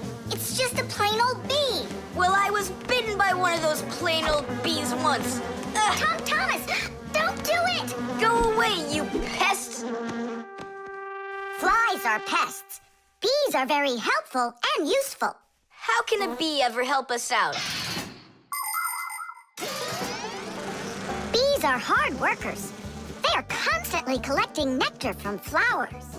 Flying from flower to flower, bees transport pollen on their bellies.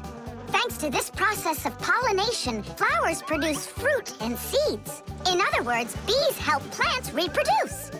The bees use the nectar they collect to make that delicious sweet honey loved by kids of all ages. And bee honey is not only delicious, it's also nutritious. So I'm still afraid of it. What if it bites me? Bees don't bite, by the way. They sting ya.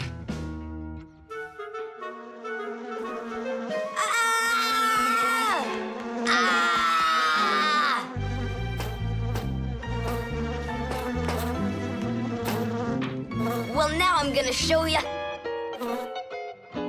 Don't! The bee's the one who should be afraid. You tyrant. Yeah, you let it go.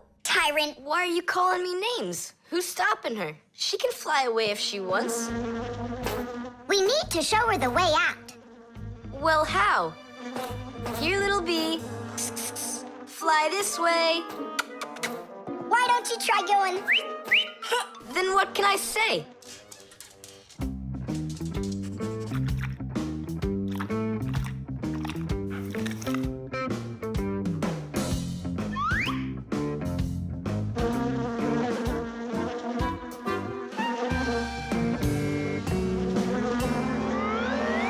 Chewsocka, don't move. It'll sting you. It doesn't want to sting. Both of you like to eat sweets. You like eating jam, and so does the bee. Why don't you carry Chewsocka to the window? Go on, fly. No, that's not gonna work. You need to go and get more jam. Here, little bee. Yum, yum. Go on and fly. You're free. Let her eat first. Don't be greedy. I'm not being greedy. If she eats, she can make honey out of your jam. Long ago, people could only collect honey by destroying the nests of wild bees. And that went on until someone came up with the idea of taming those insects. They started by leaving enough honey for the bees to survive through the winter. People took care of bees in these hollows until they learned to build small houses for them called beehives. And a town made of these bee houses is called an apiary. Bees live and work together in the beehives making honey, while beekeepers take care of the bees and collect the honey. Bees are real team players. They tell each other where the best flowers grow. Do you know how they do it? One of the bees does a dance, and then the rest of the bees watch the dance and learn where they need to fly. You poor thing. Tom Thomas tired you out. I told you there's nothing to be afraid of. You see? She's just so nice and kind. I'm not afraid of her. She wouldn't let me eat my jam, that's all. Well, now it's time for you to fly away. Whoa! She's playing rough here. I want to try. Nolik. You're too little. You'll have to grow to do this job. Whoa, whoa, whoa. Calm down now. Now let's fly. Hey, Simka, the window's back there. I can see that without you. So how can I get you to turn around? Cool! Hooray! She's listening to me! Phew! Woohoo! Don't miss the window! Now! So long, honeybee! Tiddish! Tom Thomas, do you have any more of that jam left? Yeah. What for? Bring it here.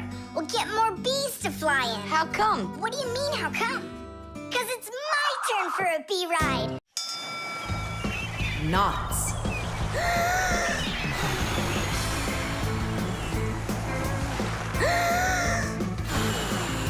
Nolik, there are pirates off the starboard side. Battery, fire! Hey, I'm not a pirate. Why'd you hit me? That's it. I'm tired of playing the wind. Where are my pirates? This looks great. Can I board your ship? And what are your skills? Tons, like protecting the ship and yelling hooray when we win. And how about good sea knots? Can you tie them? Of course I can tie them. Then tie up our treasure. And make sure it's good and tight. Pirates, prepare to attack! I got it. Whoa! That's done. Good enough. Hooray! It's good and tight. Now can you survive a storm? Without a doubt.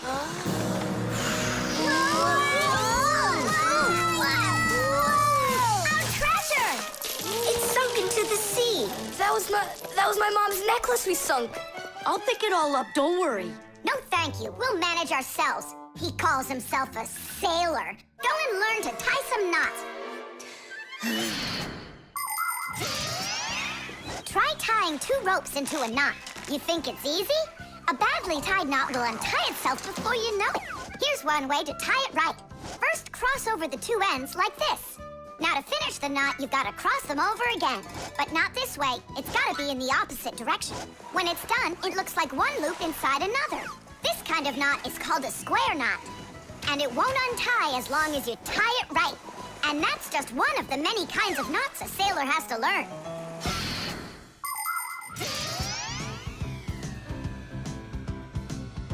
Oh! Okay. I knew I could tie it. Now what else is there to practice on around here? I found some more of our treasure. Here's another one.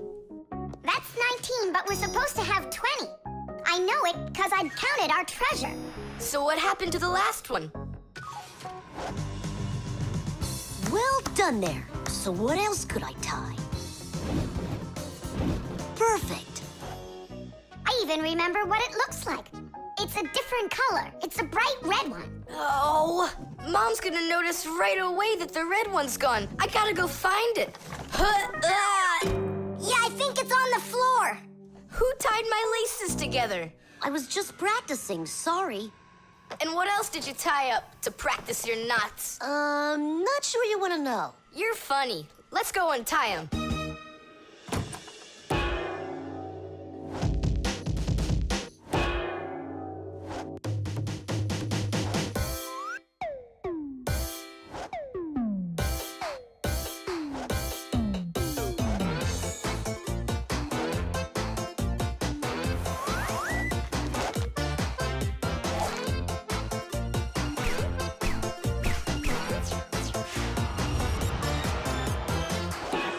Chewsocka, don't look at me that way. I'm scared. She's just staring at her own whiskers, Nolik. And what have you done to her whiskers? Well, I tied them with the square knot. Fire, you're just a blockhead. And why don't you tell us what else you've done? Well, okay. I tied a decoration on her tail. That's where it is. We were looking everywhere for that thing. Fire, go and fix everything you've done. Chewsocka, don't run away. Don't be scared. We just want to untie the knot. Sailors have developed all sorts of different knots. Without them, they couldn't control their sails. But we couldn't get by without knots on land either. Mountain climbers use tightly knotted ropes to help them climb and keep them safe. Fishermen tie hooks to their fishing line using special knots. You can't even pitch a camping tent properly without making a knot. When people sew, they tie knots in the thread to hold it in place. And doctors use knots when they stitch and bandage a wound. And a tie wouldn't be a tie if you didn't tie a knot in it. Sneakers won't fall off your feet. And the laces won't drag on the ground if they're tied with a proper knot. But sometimes things can get knotted up by accident. And that's one time when you don't need to know how to tie knots, but how to untie them. All aboard! Like that. Now the only thing left to do is tie a knot. Should I tie it? Are you sure it won't untie? You're joking. Why don't you go ask Chewsocka if I can tie a knot like a sailor? The Keycard. Whoopah! Well, Professor Eugenius, your kennel's back in action. Tiddish! Ah, why, thank you. I've been longing for a cup of tea. Yes. There's no tea left in here. Then I'll go ask Lisa if she has some. Look! Professor Eugenius! You forgot the key! The key! Don't close the door! Simka, you must be joking. That's a key. This is nothing but a plastic card. But it is a key. A special kind. It's called a Keycard. To open up a combination lock, you need to enter a code in the correct order. That means if you can't remember the code, you can't open the lock. But if the lock uses a key card, there isn't any code to memorize because the code is held inside the card's memory, and the lock can read the code from the card. Of course, key cards don't work with any lock. They have to be smart locks that are able to read electronic codes. When the smart lock reads the correct code, it opens right up.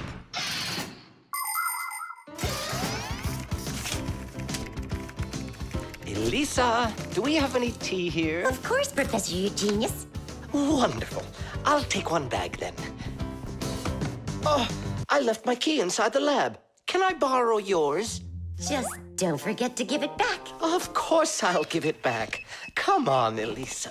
I got myself a tea bag. Professor Eugenius, the water's boiling. Fantastic. Ta-ta-ta-ta-ta-ta. Ch-ch-chai. Wait a second. Oh no. I was supposed to give something back to Elisa. Why don't you go and ask her? Right. I'll be right back. Professor Eugenius! That's card number 2 now. Elisa, I promised you something, didn't I? Yes, the key. You said you'd return it. Yeah, sure. Let me get it. Just a sec. Oh, I locked it in the lab. It's terrible. How will you ever get back into the laboratory now? You see, there is one way, but it's a secret. Would you mind leaving for a couple of minutes? Colleague, Professor, can you do me a little favor? The key. I think I left it on the table. Yeah, right. It's true. So how do we solve this? I need to think about it. What's there to think about? We just have to go and push it under the door. You think you can do it? Yeah! It's time to get to work. Hey, what's going on? Oh, were you just calling for me? Yeah, no, Lisa, not for you. It's so heavy. Do you know where Digit ran off to? Ow! Digit's off somewhere thinking. He's always doing that when it's time to work. Hard to port. Hard to starboard. Way to go, Nolik. Then who were you talking to? Actually... Oh, what's that? Where? What? What was that? Come on, let's try again. Look, do you see that? It's telekinesis. It's the power to transport things with your mind. You are just astounding. Was that done with your mind, too? The door? Yeah, sure. You are a genius. Professor Eugenius is a very talented scientist and a dear old friend of the Fixies. He always helps the Fixies, and the Fixies are happy to help him too. Professor Eugenius let the Fixies set up their school right here at his laboratory. It's hard to imagine a better place for a Fixie school. People from all over the city bring all sorts of things to the laboratory to be tested, from computers, phones, and furniture to food and toys. Professor Eugenius uses his expertise to check the quality of all these different things. To help him carry out his experiment, his laboratory is filled with a variety of tools and machines. Yes, Professor Eugenius is a very smart man, but he can be absent-minded. Lucky for him, he's got us Fixies around. Thanks for everything. Sliding the keycard under the door? That was Simka's awesome idea. But the door opened wide while the card was still on the floor. That's strange. There's nothing strange about it. I'm the one who opened it. How? I climbed in the lock, that's all. Figured out how it worked, and Tadish. Very clever. That's a real Tadish. I guess that thinking before you go and fix something ought to be what we all study next. Chess. How about that?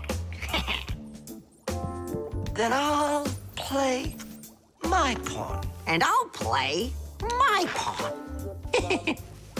Grandpa's, we need our spool, and it's missing. Oh, congratulations. Professor, have you seen it anywhere? The spool? I haven't seen it. We're playing chess, can't you see? Do you like board games? Like dominoes, for instance. Just about everybody has played it. But do you know where it came from? Dominoes was invented by the ancient Chinese. They made tiles and decorated them with dots like on a pair of dice. And this is a game that looks a lot like checkers, but it's a lot more challenging. It's called backgammon. Backgammon originated in Persia, and from there it spread all over the world. But the most challenging game of them all is the game of chess. Chess was invented in India, and today the game of chess is loved in every country. It's played by adults, by children, and even by computers. Chess is a real sport. But the most important thing for playing chess is not the power in your arms, but the power in your brain. Hey, look, I found it! Yeah! Hey, what's going on? That's our spool. Please let us take it back. There's something we have to do with it. But we're using it. Can't you wait? It's a replacement for the missing pawn. Oh, Nolik can work for a while as the pawn's replacement. Yeah, I can do it. All right, you can take it.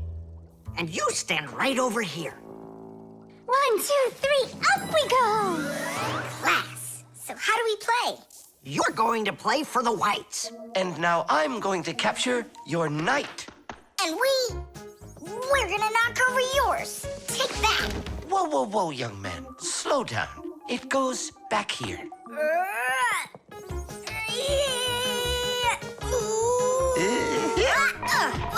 Nolik, get back to your square. What for? Pawns don't move like that. Then how do they move?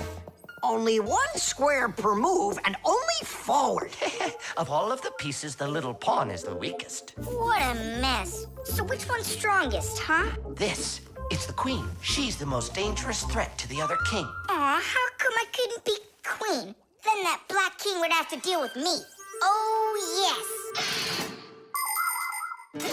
In chess, each player has a black or white army with 8 pawns, 2 knights, 2 bishops, 2 castles, and a queen.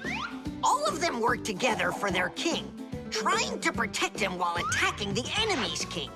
If the king finds himself in a position where he can be captured, the attacking player says check. And if the king finds himself with nowhere to run from the attack, it's called checkmate. Whoever checkmates the other player's king first is the winner. I'll move my queen. Yeah. And me, my queen. Then I'll just capture your queen. Really? Then I'll just capture yours. Grandpoos, should I go now? Not yet. So, do you feel like surrendering? Ha! You're kidding. Do you? Nolik, forward. Hooray! We'll step aside. Forward. Aha! Next I'll go and capture the knight. He got away. All right, pawn, and once more, go forward. Grandpoos, where do I go now? Don't you see the edge? Don't go anywhere. Now you're the queen. What? The rules of chess say that if a pawn makes it all the way to the other side, he can become anything that was captured earlier. Hooray! Then I'll be the queen, and I'll be the strongest piece in the whole game. Hey, queen, get back here. In case you don't know, this isn't over yet. We capture the pawn with the queen. Queen, this is your new place. Check. Check. Huh, yeah? Now come to here. Checkmate, my colleague. Of course it is. It is, mate. Yeah, I lost. Hooray! Tadish, tadish, tadish! Professor, we found the missing pawn for you. So that means Nolik can leave with us. I'm not going anywhere with you. Chess is the greatest game you'll ever play in your life. Oh, you should have seen how I put Professor Eugenius into checkmate. Really? Well, Grandpoos helped me a little. Actually, it was Grandpoos telling me where to move. But I'm the queen now. Batteries. Oh, my little lemon, just you wait. One day you'll be a strong and splendid tree. She's talking with a flower pot. Oh, you scared me. Do you like it? Like what? My seedling, don't you see? It will grow into a huge tree. And there, amongst the green leaves, will be beautiful yellow lemons. Class. From that thing? Lemons? Oh, yeah. It'll grow into a tree. All it needs for that is to gather energy. Get energy from where? From our sun. The sun? It'll be so slow. Oh, batteries would be faster than the sun. Batteries? I really don't think so. Tula, do you know how much energy they have? Let's just bury a bunch of those batteries in here, and you'll be watching your lemon plant shoot up into a tree. Are you positive? Absolutely. And where can we get the batteries? Over there. Professor Eugenius has a whole box full of them.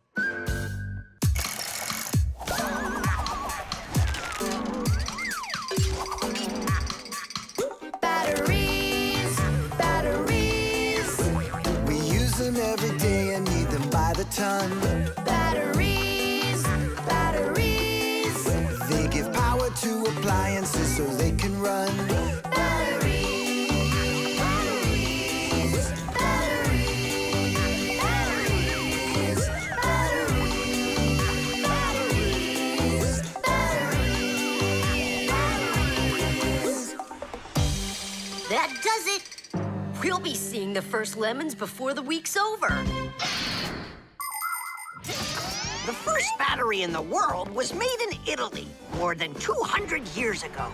When two different kinds of metal were placed in salty water, electricity started flowing through a wire from one piece of metal to the other.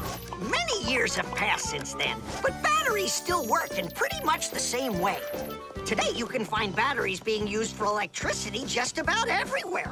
Tiny batteries are used inside of wristwatches, while big batteries can power cars and even ships. With new batteries being produced by the millions, we have to think, how should we get rid of the old ones? You can't just throw away batteries because they'll poison our soil and water.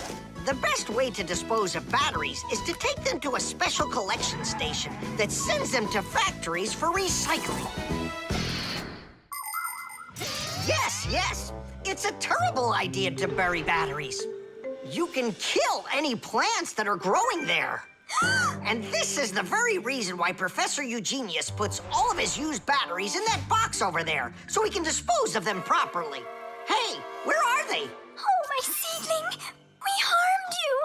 What? Where are the batteries? They're in the flower pot. How come? So the lemons would grow faster. From the batteries? Who came up with that idea? It will die! Hurry! We gotta go save it! The soil's contaminated. We've got to find a new home for the seedling. But where? Over there. There's a pot with healthy soil. Let's do it! Batteries, batteries. They come in different sizes, shapes, and colors too. Batteries, batteries. Could be yellow, might be green, or maybe red and blue. Batteries, batteries, batteries, batteries,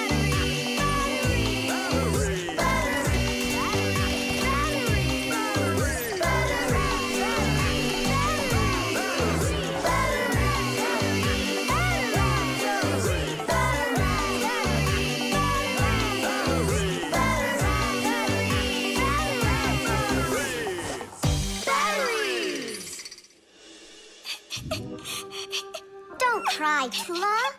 The seedling will be perfectly fine. It will grow big and strong with branches full of beautiful lemons and oranges. And watermelons. It's a lemon tree, Fire. Will you ever stop going too far, like with the batteries? Well, anyhow, batteries are cool, right? Look how many appliances can't work without them. You're right. Appliances can't work. Look, the seedling's coming back to life. It really is. Tula, tell us, isn't it splendid? Splendid. The Gramophone. And that's a photograph of my mom when she was little. She sure looked happy, didn't she? Because parents were all happy when they were children. But then they grow up and start getting all gloomy and as boring as can be. Oh, what's this, do you know? A song about a screw?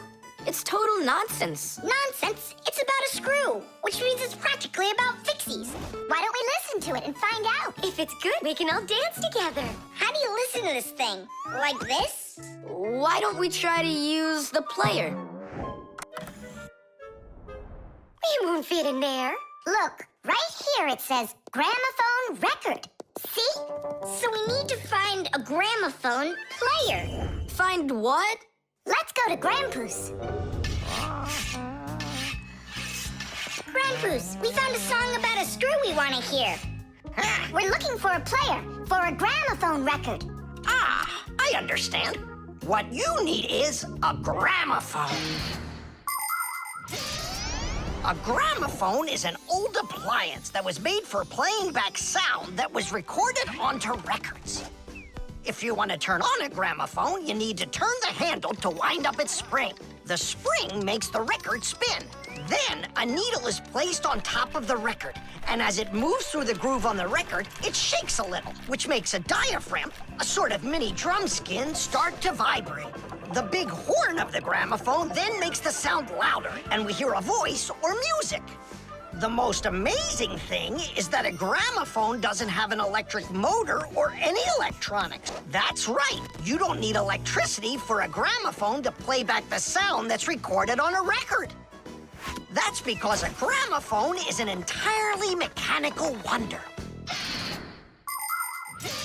If you want to know, there is a gramophone in the office of Tom Thomas's dad. It's on the desk. Great, let's go. Thanks would be nice.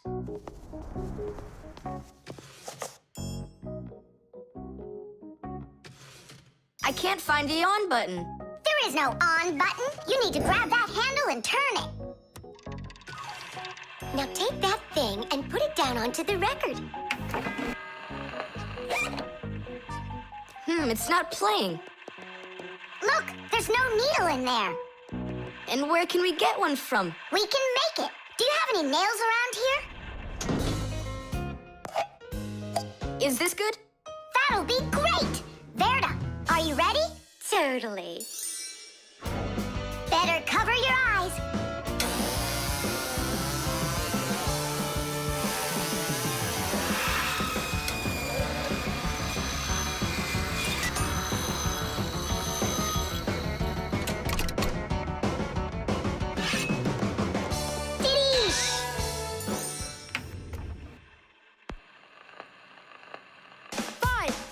It's working, listen. A little screw went for a run, and now without this little part, everything just falls apart. If you think a screw is nothing, take it out, but just beware. Everything will break without them, with no little screws in there.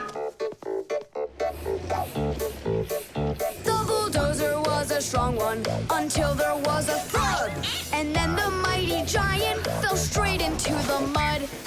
5, 4, 3, 2, 1, a little screw went for a run, and now without this little part, everything just falls apart. If you think a screw is nothing, take it out, but just beware. Everything will break without them, with no little screws in there. If you think a screw is nothing, take it out, but just beware. Everything will break without them, with no little screws in there. Tom Thomas, what's that music playing? It's a gramophone record. Gramophone? I thought it was broken. We fixed this old... not we. I fixed this thing. Really? What a wonderful boy I've got. Other kids are breaking things and you fix them. What do you say we play that record once more? I used to love it so much when I was little. The mighty crane was working until there was a pop. And then the mighty giant gave out and lost its top.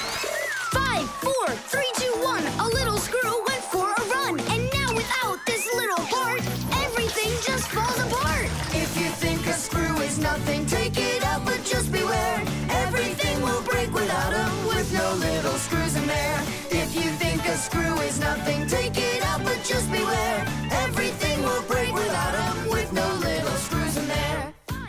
Tom Thomas's mom really dances super. Yeah, she knows how to have a good time, even though she's a grown-up. If you think a screw is... The laboratory.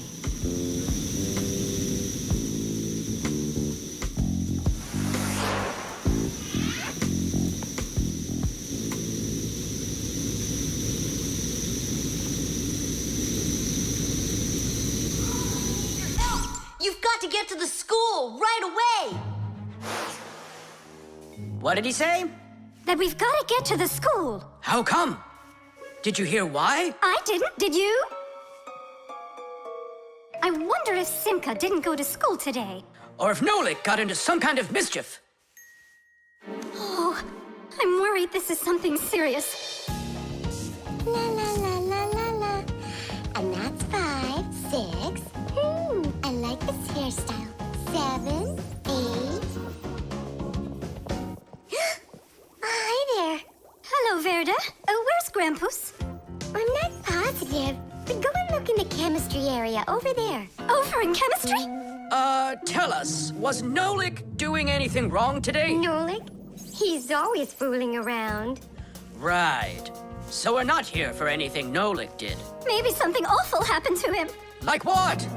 Well, how about anything? This isn't just a school for Fixies. This is a laboratory. The laboratory where Professor Eugenius works is always humming. In the mechanical zone, Professor Eugenius tests all sorts of different devices to see how well they are made. In the chemistry zone, he conducts experiments on the quality and safety of food. In the electrical zone, he repairs electrical devices and checks their safety. Unfortunately, the professor can be absent-minded, and that can cause things in his laboratory to bubble, spark, or even explode.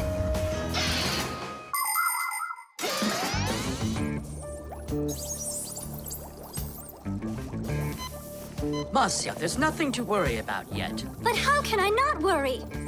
Digit, have you seen Nolik anywhere? Do you know if anything's happened to him? This is a laboratory here. Who knows what could happen to anyone? Like what? What are you saying? Like that. I told you, things happen here. And where? Let's go, quickly! Marcia, no need to panic. Tula, where is so glad you're here. We really need your help. What is going on? There! Wee! Grampus! What? Where? In the mechanical zone, there! And Simka and Nolik, there! They're all there! Oh, my children! Don't lose your head. Oh! Oh! Marcia is my wife, and the mother of our children, Simka and Nolik. Marcia is a real beauty, a kind and gentle soul, and a wonderful homemaker. She is also a very responsible and extremely skilled Fixie. She is our family's expert in kitchen appliances and gadgets. Marcia works from morning till night, fixing and cleaning anything that is in need of her expert care, because she just loves when everything is clean and tidy. But most important for Marcia are her children. She takes loving care of Simka and Nolik and tries to protect them from harm. Marcia worries about them so much that sometimes her imagination gets carried away with what might have happened to them. Although our little Nolik can get himself into situations that even Marcia could never have dreamed of.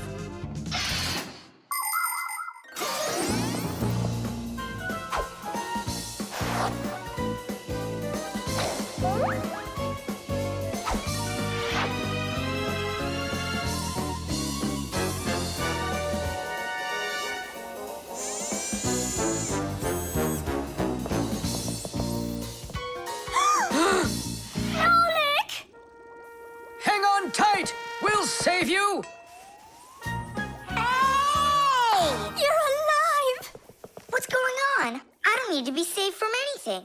So it's Simka we need to save, not you? I don't need saving either. I'm fine. And what are you so worried about? Everyone's alive. Then why did you make us come here?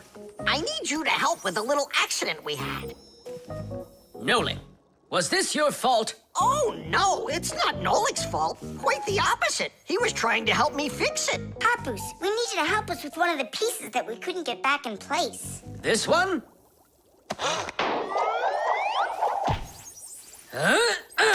Tadish! Oh, a perfect repair. Huh, that was really the only reason we had to rush here? Why not?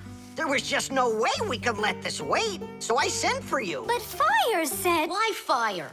Why is it always fire? How come you had to scare us so badly? I'm not the one who scared you. You did that all by yourselves. The Fixiephone. Tom Thomas. Huh? Try to guess what we have with us. You guess what I have. A banana. A race car. No, not that. Chocolate. A pair of socks. Ha! Do you give up? My dad bought a new phone for himself and gave me his old one. He said I can keep it. Oh, wow. And what have you got? Look! Ah, you got a telephone too. It's better than that. This is a Fixiephone. Papu's got himself a new Fixiephone, and he gave his old one to Simka. And can you make calls on it? Take a guess. Come on, let me show him.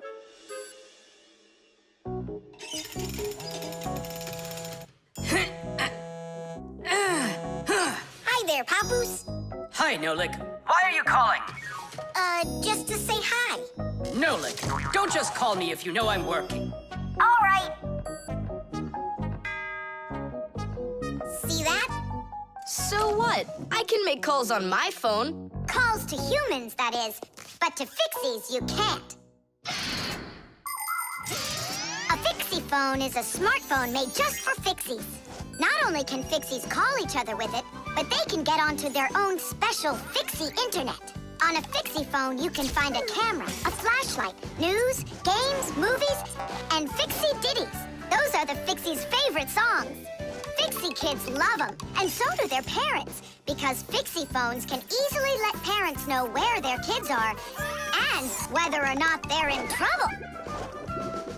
Over the years, humans have learned how to turn telephones into mobile phones and mobile phones into smartphones. They use them to call each other and to go onto their internet. A smartphone is almost as powerful as a computer, but they still have a long way to go to be as good as Fixie-phones. Yeah, that's really cool, guys. Only this phone does the same. But can your phone do this? Take a look over here. You mean here? It's just a mouse. And now, look here. Whoa! But he's not on there. But look, he's here. And that's not all. Watch. A mouse helps the user navigate around the computer. And when we move it... You get it? No one else can see the Fixie except for you. And he can help you. Super! Oh, it'd be great to have my own Fixie phone. What are you talking about? You're not a Fixie. What a shame. I'm off to school, guys. He gets so upset. He even forgot to take his phone. I have an idea.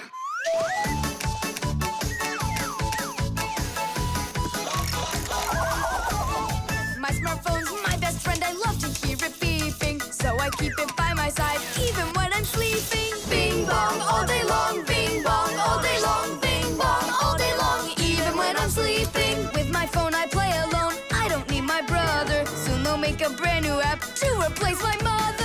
Bing bong all day long, bing bong all day long, bing bong all day long, to replace my mother. Check my mail, send it text 1,000,000 times an hour. I forgot to plug it in, now I'm out of power. Bing bong all day long, bing bong all day long, bing bong all day long, now I'm out of power. Bing bong all day long, bing bong all day long, bing bong all day long, now I'm out of power.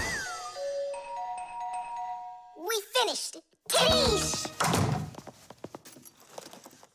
Look, it's a... Surprise! Wow, this is great! Now I've got my own Fixie phone. It's just like you've got. Well, pretty close. Tom Thomas! Tom Thomas, let me use your phone to call myself. I need to find my phone. Oh, wow. You've changed everything in here. Where am I? I guess I'm Papoose. Huh, what a funny name you came up with for me.